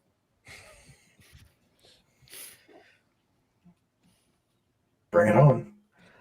Once it's in there, like there's I imagine this is something that he can control mentally. Just Sure. I'm imagining for whatever reason, what's the term? An iris of metal, just Nice. and then another, like, that's the internal that actually closes it, and then the reason it's hidden is there's a panel that goes over that just looks like armor. Beautiful. I was picturing a Betamax cartridge rising up. And DT is still blind currently. Correct. Correct. Okay. Titus is just going to unlatch the ion blaster from DT and just say nothing personal, but just in case, till we get back to the ship. There's no one else I'd rather have shoot me if it came to that. You're too kind. You're too kind. All right, Bloody let's see this Mandalorian. Lobot and get back on our ship so we can get off this hellhole. All right. So we're back at the last maintenance tunnel at the door. Do we Iris sense it anything open. on the other side of his door? Yeah, put a hand against it. I don't like this awkward pause. Yeah. You want to use your sense power? To the extent I have it. You Absolutely. did you pick that up? I can't remember. No, I never did. Okay. I never did. You sense nothing then. I just But want to then- be. I want to use it. All right. Okay, He Chuck, goes to be through the safe, motion and goes, oh. I think I've interacted with these cameras before, like in the room and potentially in the hallway. So I will just plug back in and check what's there, what surprise is there waiting for us. Let's do a 2 purple computer check. Computers, 2 purple. I can do a callback to Pitch Black, and I look there and I go, looks clear. I mean, I see everyone.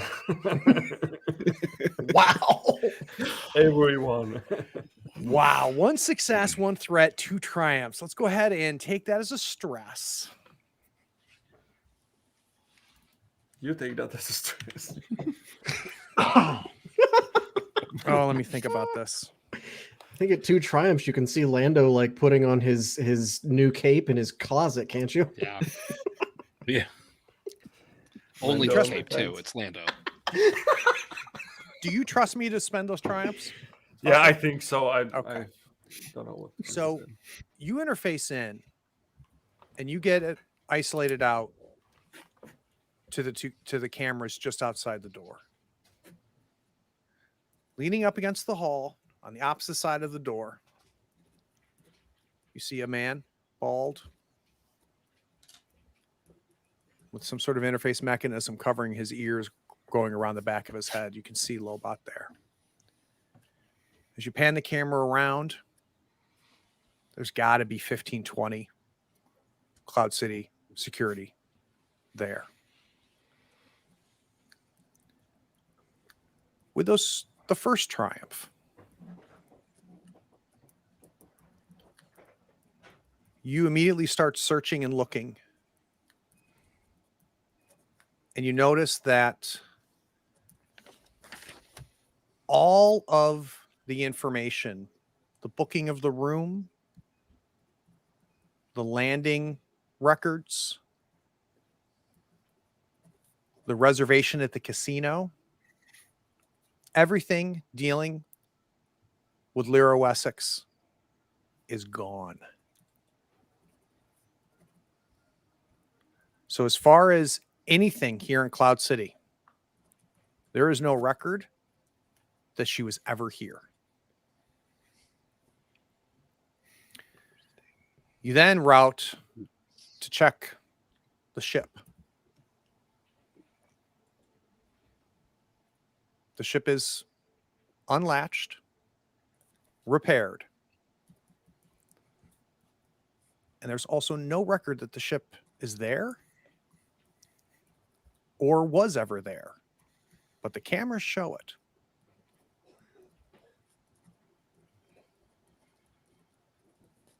So if you didn't turn the cameras on to show the landing pad, there would be no indication that you guys have ever landed here. Those are your 2 triumphs.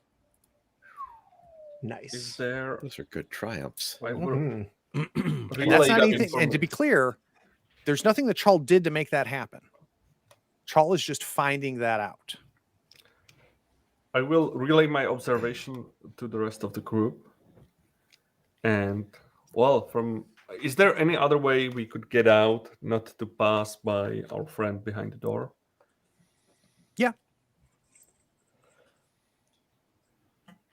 From what you've said, it's pretty clear they know we're coming up here, and this is either going to be very good or very bad. When They- has talking to Lobot been very good? It hasn't ever been really bad though. It's true. Well, if this happened and we would,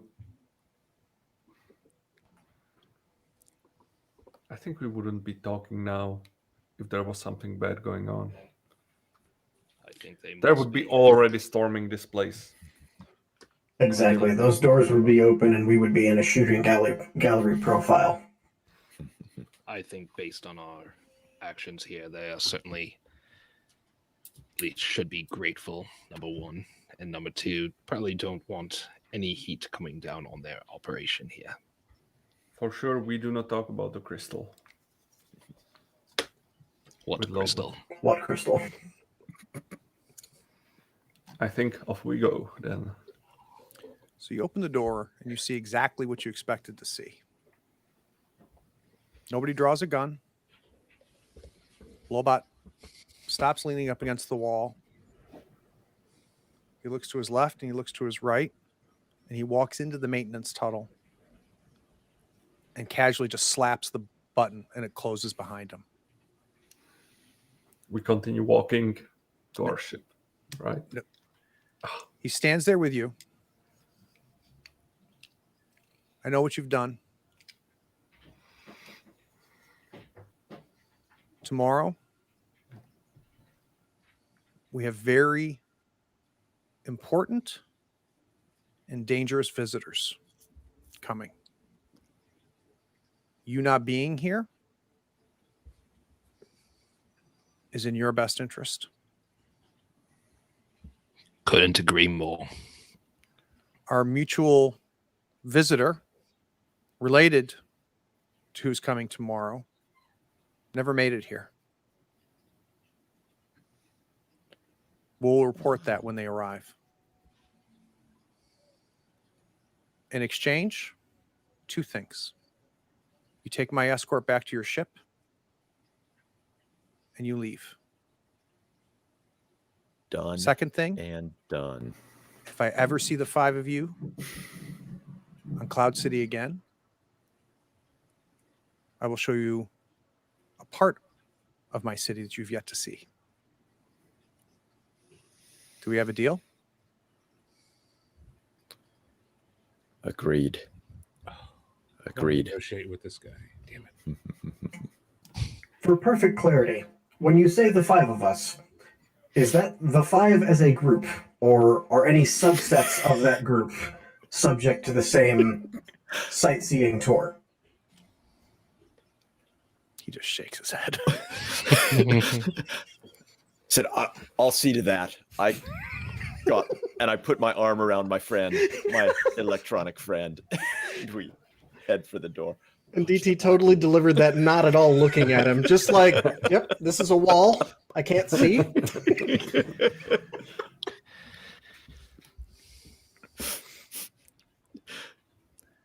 So We're he, great, Lobot. We're great. You have nothing to worry from us. without looking, still facing you, maintaining eye contact with each, he slaps the door again. It opens. The guards are still there. He turns to them, take them to landing pad 5-6-4, make sure that they leave. And we montage to the five of you being escorted throughout Cloud City. Back to your landing pad where you see your ship. They stop before the railingless extended bridge leading to the pad itself. As soon as all five of you get out onto the bridge, They close the door, and you're there by yourself. Did we forget our luggage back at the apartment? No, we'd gone back to the ship. We had gone So back. say, I don't have my vibra swords. I don't know what's going on. I don't know where I left them. He let you get your bags. Okay. We had gone back to the ship I previously. took the Bible out of the little side drawer. 'cause I'm So getting my Rick money's worth. walks back out after they said go and heads back to the hotel. Let's be Lobot clear. spots him. What did I say? What did I say? Rick's- we do see a close-up shot of Rick's bag. He stole all the shampoos. All of them. Mhm. And he's wearing the fluffy robe. He's got to keep those Yep. horns nice and shiny. And the light bulbs. Guys getting back on the ship? Yep. Yep. Get him back on the ship. Yeah. Joel Yes. leads DT directly to the shop. I You guess. guys get back on the ship. Close the cargo door. Take DT to the workshop. Who's going to the cockpit? Titus. Rick's is going with. Titus and Rick's head towards the cockpit. You open up the cockpit door. It ain't empty. As soon as the door opens, the pilot seat swivels back around, facing you. Sitting in the cockpit is a long, tall, thin being. It's got a very large, almost octagonal shaped head with two tiny eyes and mandible tentacles coming out of it. Both of you know this is a pike. Now, for those watching, Larbeck, who's been their patron, is Black Sun. And if there's ever been any friction within the Outer Rim, it's always been between the Black Sun and the Pikes. He's not threatening in any way. He has a data pad, says nothing, tosses it to Rix. Rix, you catch the data pad.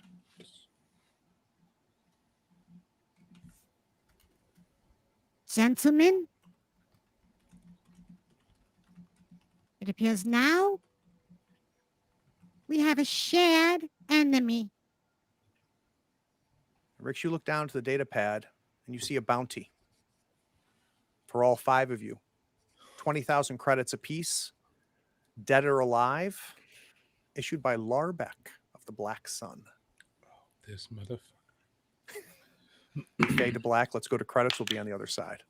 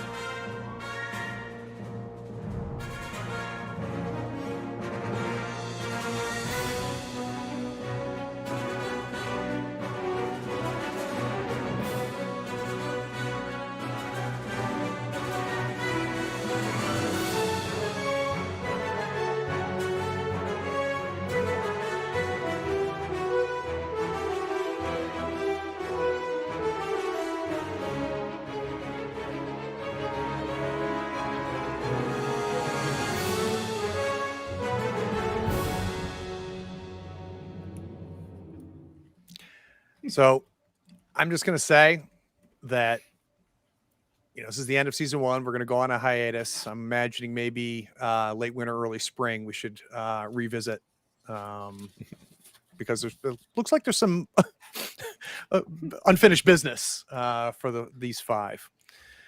Before we get into discussions, let's do a little bit of cleanup. So for each one of you, for the 2 hours that we played, let's go ahead and do 10 XP. For saving Cloud City, let's add another 50 XP apiece. So it's going to be plus 60 for each of you.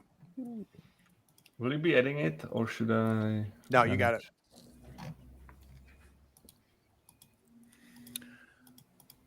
I have been really interested to see where we were going to go. The Pike thing was a last minute. I'm like, you know what? I think being chased by Larbeck would be a really neat season 2. That's cool. All right. Let's start with Robert.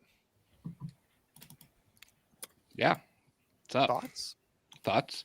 I knew it was a matter of time before Larbeck decided to betray us, so I'd rather, Titus hit a turning point. The whole point for a lot of the viewers right now, we because I think they missed actually a lot of like Titus's real background that They we got have, into the meat, and we can explore that I think a little bit more explicitly in season 2.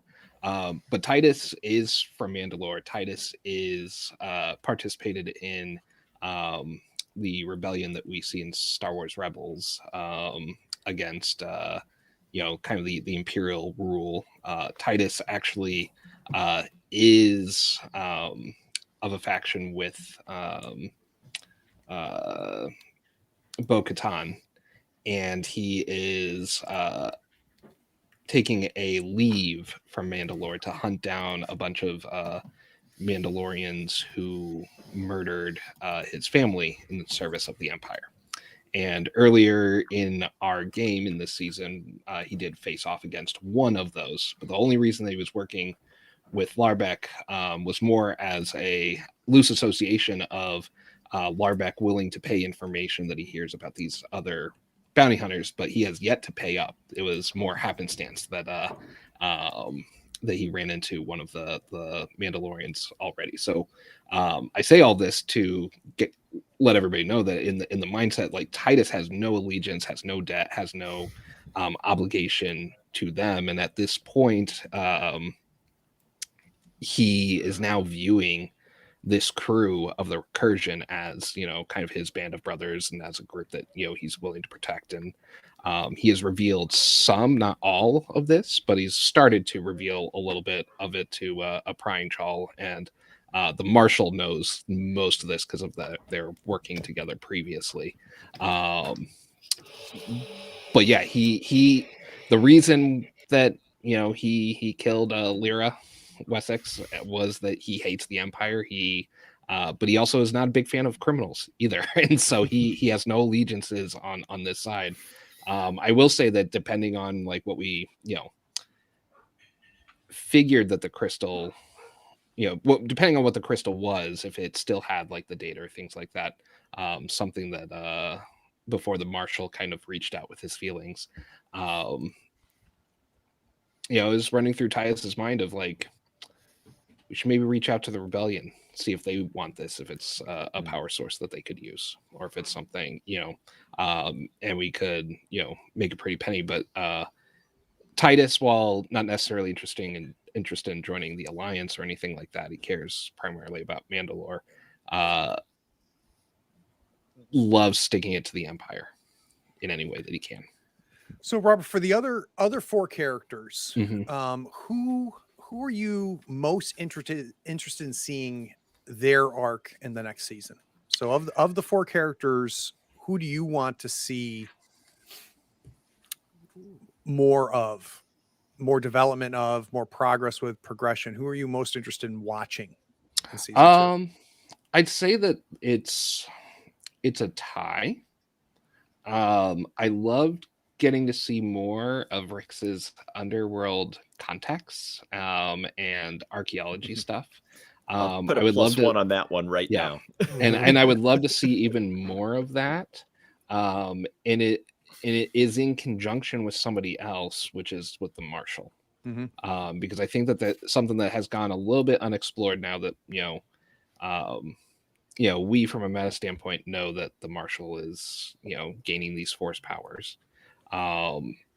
We don't know a lot about why or how and all that stuff, but to me there's a natural Star Wars connection between like an archaeologist and a burgeoning force sensitive, because there's so much mystery and we're living in a time where the thing for like Titus, right, is that Titus is much older than almost everybody in the party. Like Titus is in his like late 40s, mid-late 40s. Titus knows Jedi were real because he has met Jedi. Right. And so it, for me and for Titus, I think that there's an interest in seeing Rix in like that world of like archaeology and underworld archaeology and above the board archaeology, which I think would be a ton of fun to explore. And then also seeing the Marshal's like background, because the Marshal still, at least to Titus, has not told Titus why he left, why he considers himself a failed Marshal. Mhm. And I think that is a thing that I personally really, really, really, really want to see. It's nothing against DT or Chal, but I think that just those two characters have a much deeper mystery. I view DT and Chal almost as our like Laurel and Hardy of the group, or our Rosencrantz and Guildenstern. Like they, Yes. they are incredibly important to the overall like plot and dynamic of the group. But the story that they've given us, like, has been featured very heavily throughout this season, right? Of both Charles' like development and, at least getting clean a little bit, or at least trying to function cleaner, and with DT trying to understand life outside of being part of an army, right? And life outside of, his initial programming. I'd argue even just trying to understand life, period. So for me, it's a tie between Rix and the Marshal, because there's a lot of really fun stuff that I think, now that we are presumably unshackled from at least working for Larbeck, that the sky's the limit, right? Yeah. That we can go anywhere and do anything. So here's something fun about putting a group like this together. Is we don't know each other. We didn't know each other before 15 sessions ago. So we're learning each other. And Rob writes freaking books about his backstory. And you can ask him who his third best childhood friend is, and he knows. Some of us write bullets. And some of those bullets are loose, and some are more detailed, and some of them are discovery and play. And it's interesting. It's because what Rob points out, there's some stuff that is interesting about Syl's backstory, but I'll be honest, it didn't come around till, what was it, seventh episode. Easily. Craig says, tell me about this. Yeah.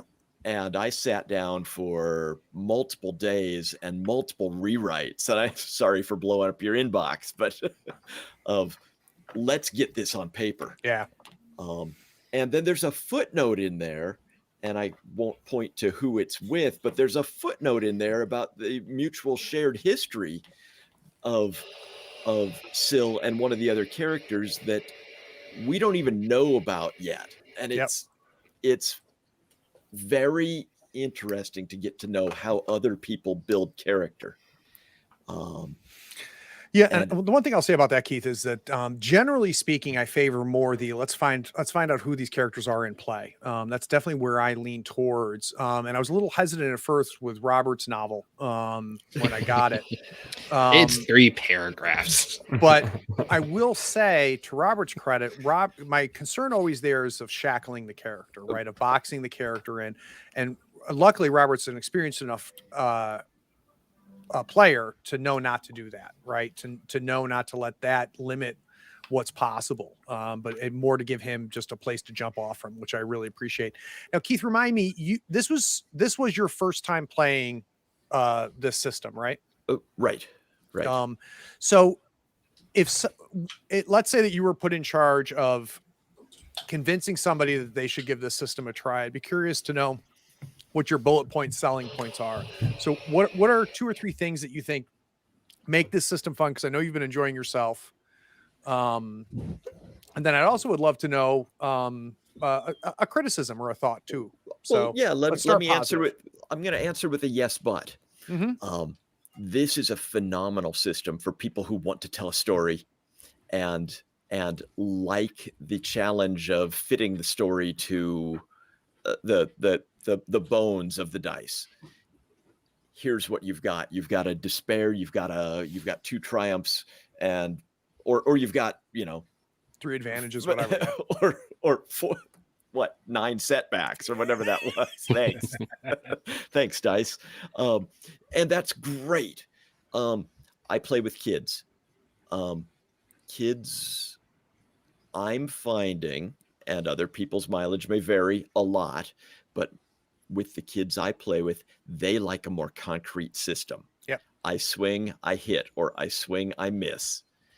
They don't want to hear I deliver Picard's philosophy of why biologics get along with electronics.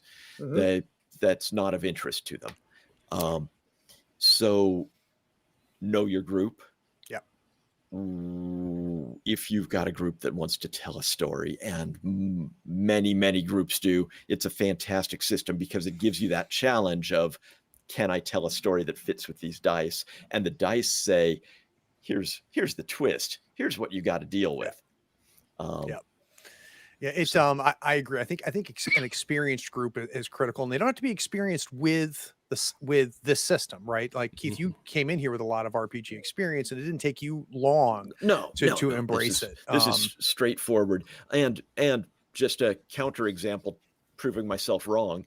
My 9-year-old loves this system. He drops right in. He's like, I got that, and that. Well, how many stormtroopers are there? Yeah.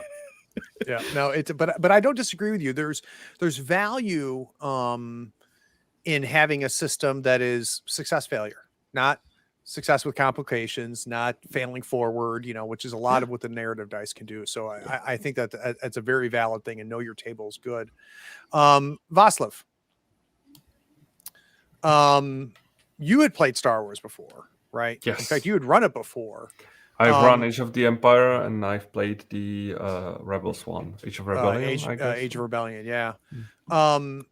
Anything that you learned in our 14-15 sessions? Is there anything that will impact the next time you play this?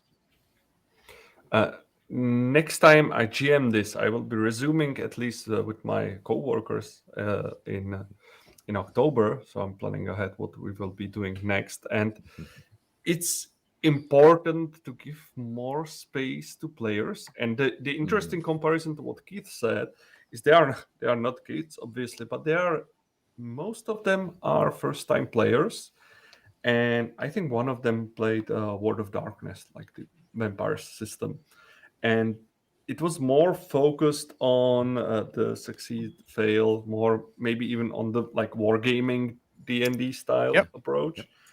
And I think it worked well with them. If they were not primed with any expectation, so they were able to pick up this system, and I will try to give them more space to express their activities and try to incorporate it more. Sometimes I'm too restrictive if it's too disturbing, but they are also learning how to reasonably use the triumphs, because the triumphs is a big thing, and when they have something smart, I'm saying, maybe that's too much. Next time I will be, this happens, but there's some limitation to it. Right. Maybe. So this would be my takeaway from this more as a GM, thinking from the perspective of the players. For you, Roman, one of the things that I've recently been having a very interesting conversations with my Saturday morning group, which includes somebody who's very familiar with the system, Anthony Runeslinger on YouTube. But one of the discussions that we've been having, there's a very good video on it if you go to Runeslinger's channel, talking about parameters of play. And one of the things that was part of that discussion was the confines of playing in a established IP, right? So playing Star Wars. Soon we're going to be playing Alien. Anthony's going to run us through Alien. You have played in lots of games, right? You've played in games where, you build the world as you play, but you've also played, through the Breach. You've now played Star Wars, which is different than playing, say, Blades in the Dark, which is really, we're building that world together, right? And it wasn't the same type of restrictive thing. Do you have a preference? Do you like to be in where, you're helping world build, or is there something about the familiarity of playing within an IP? Where do you tend to lean more as a player?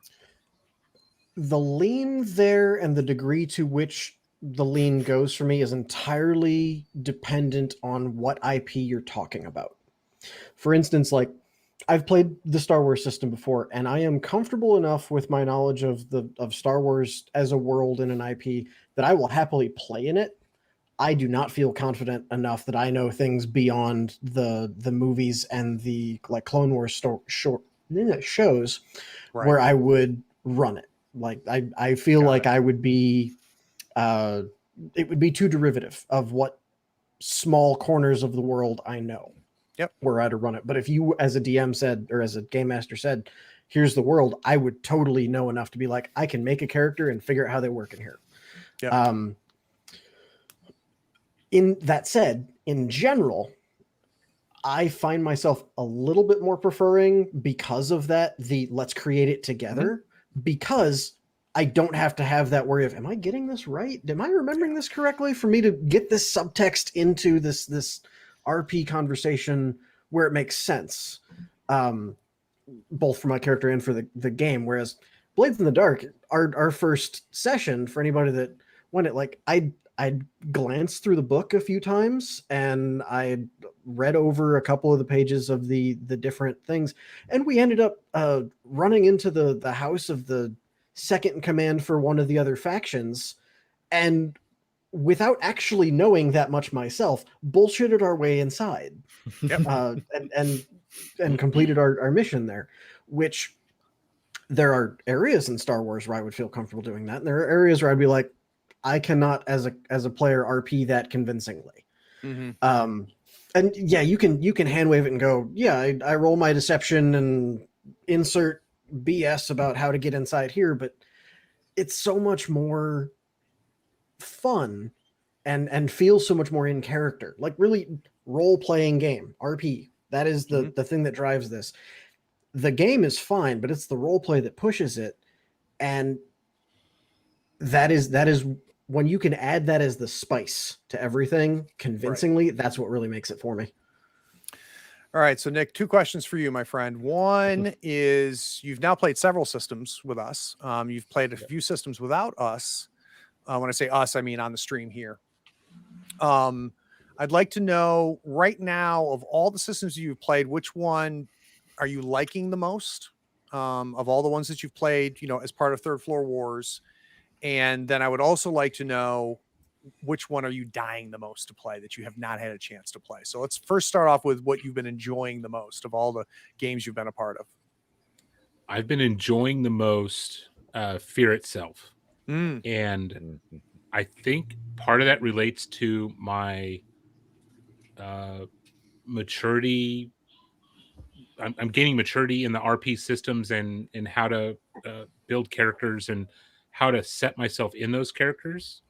You're not just playing a character on a video game where there's minimal investment.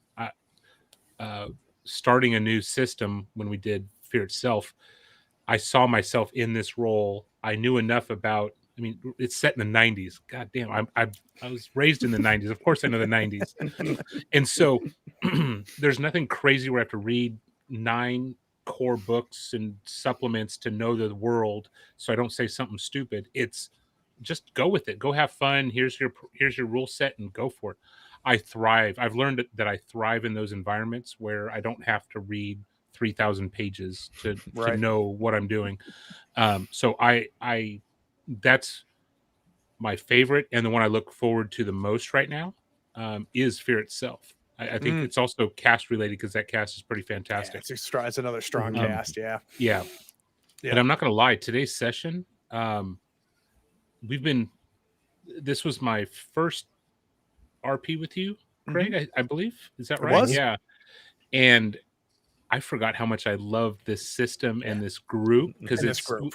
we've had Exactly. a decent layoff for on this game because we have so much backlog that we've done. We've done so much, and I forgot how much I love this system. The narrative dice is so awesome. You could fail tremendously and still have fun with the narrative on how that happened and how that looked. And hey, you know what? You may have failed miserably, but you were able to do so in a manner that made someone else succeed.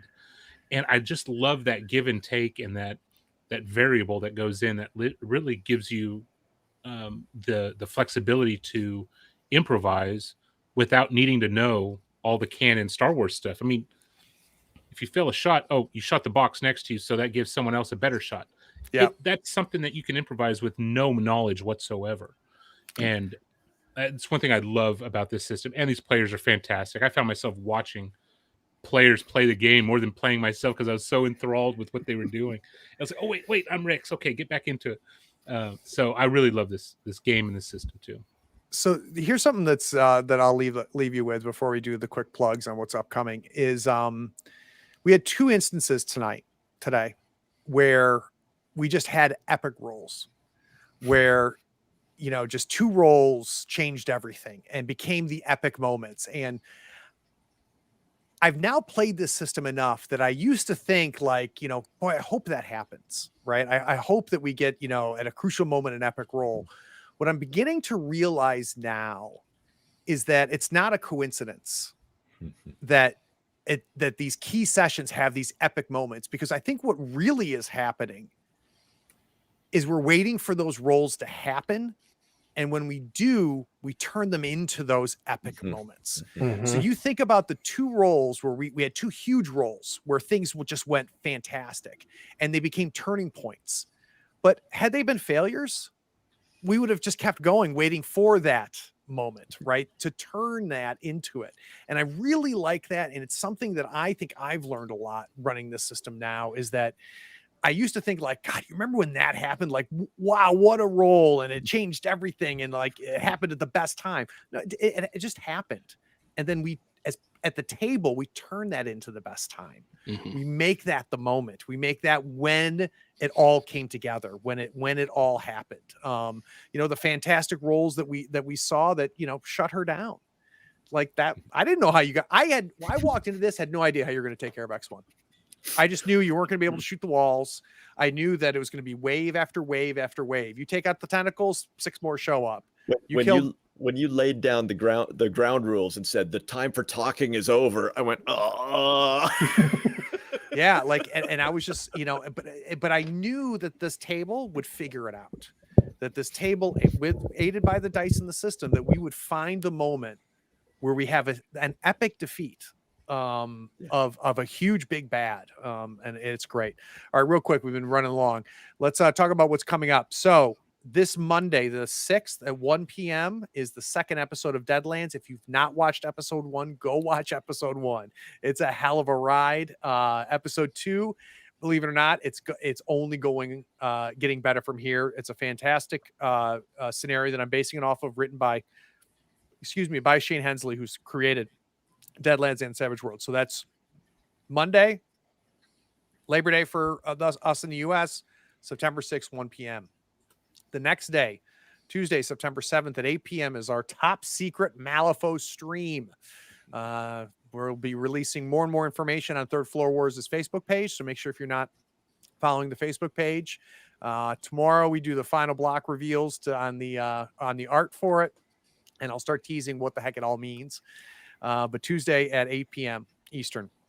Speaking of Fear itself, 2 days after that, Thursday, September 9th at 9 p.m., episode 4 of Fear itself. And I think one of the big questions we have is whether Nick will be seeing an episode 5 Right. because Mhm. his character is in quite a situation. That was the cliffhanger. He'd be for my episode second 3. character TPK'd on live stream.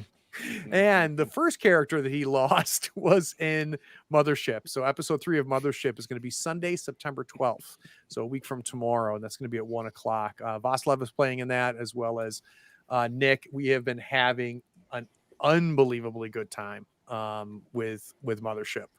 I'm very interested to see what's going to happen on that one as well. But anywho, let's quickly do a raid. This was a ton of fun. I will keep everybody updated on when we will go back. Let's see. We've got Sweet Anita doesn't need us to raid her. Satin Phoenix. You know what? The game nights. I like the game nights. They've only got 7 people. So let's hop over and let's raid them real quick. When you guys and gals get there, tell them the third floor sent you. For those of you that are not watching it live, I appreciate you sticking around. Make sure to like, follow, the whole routine. And for those of you that watch this live, I appreciate it. And Joe, I see you.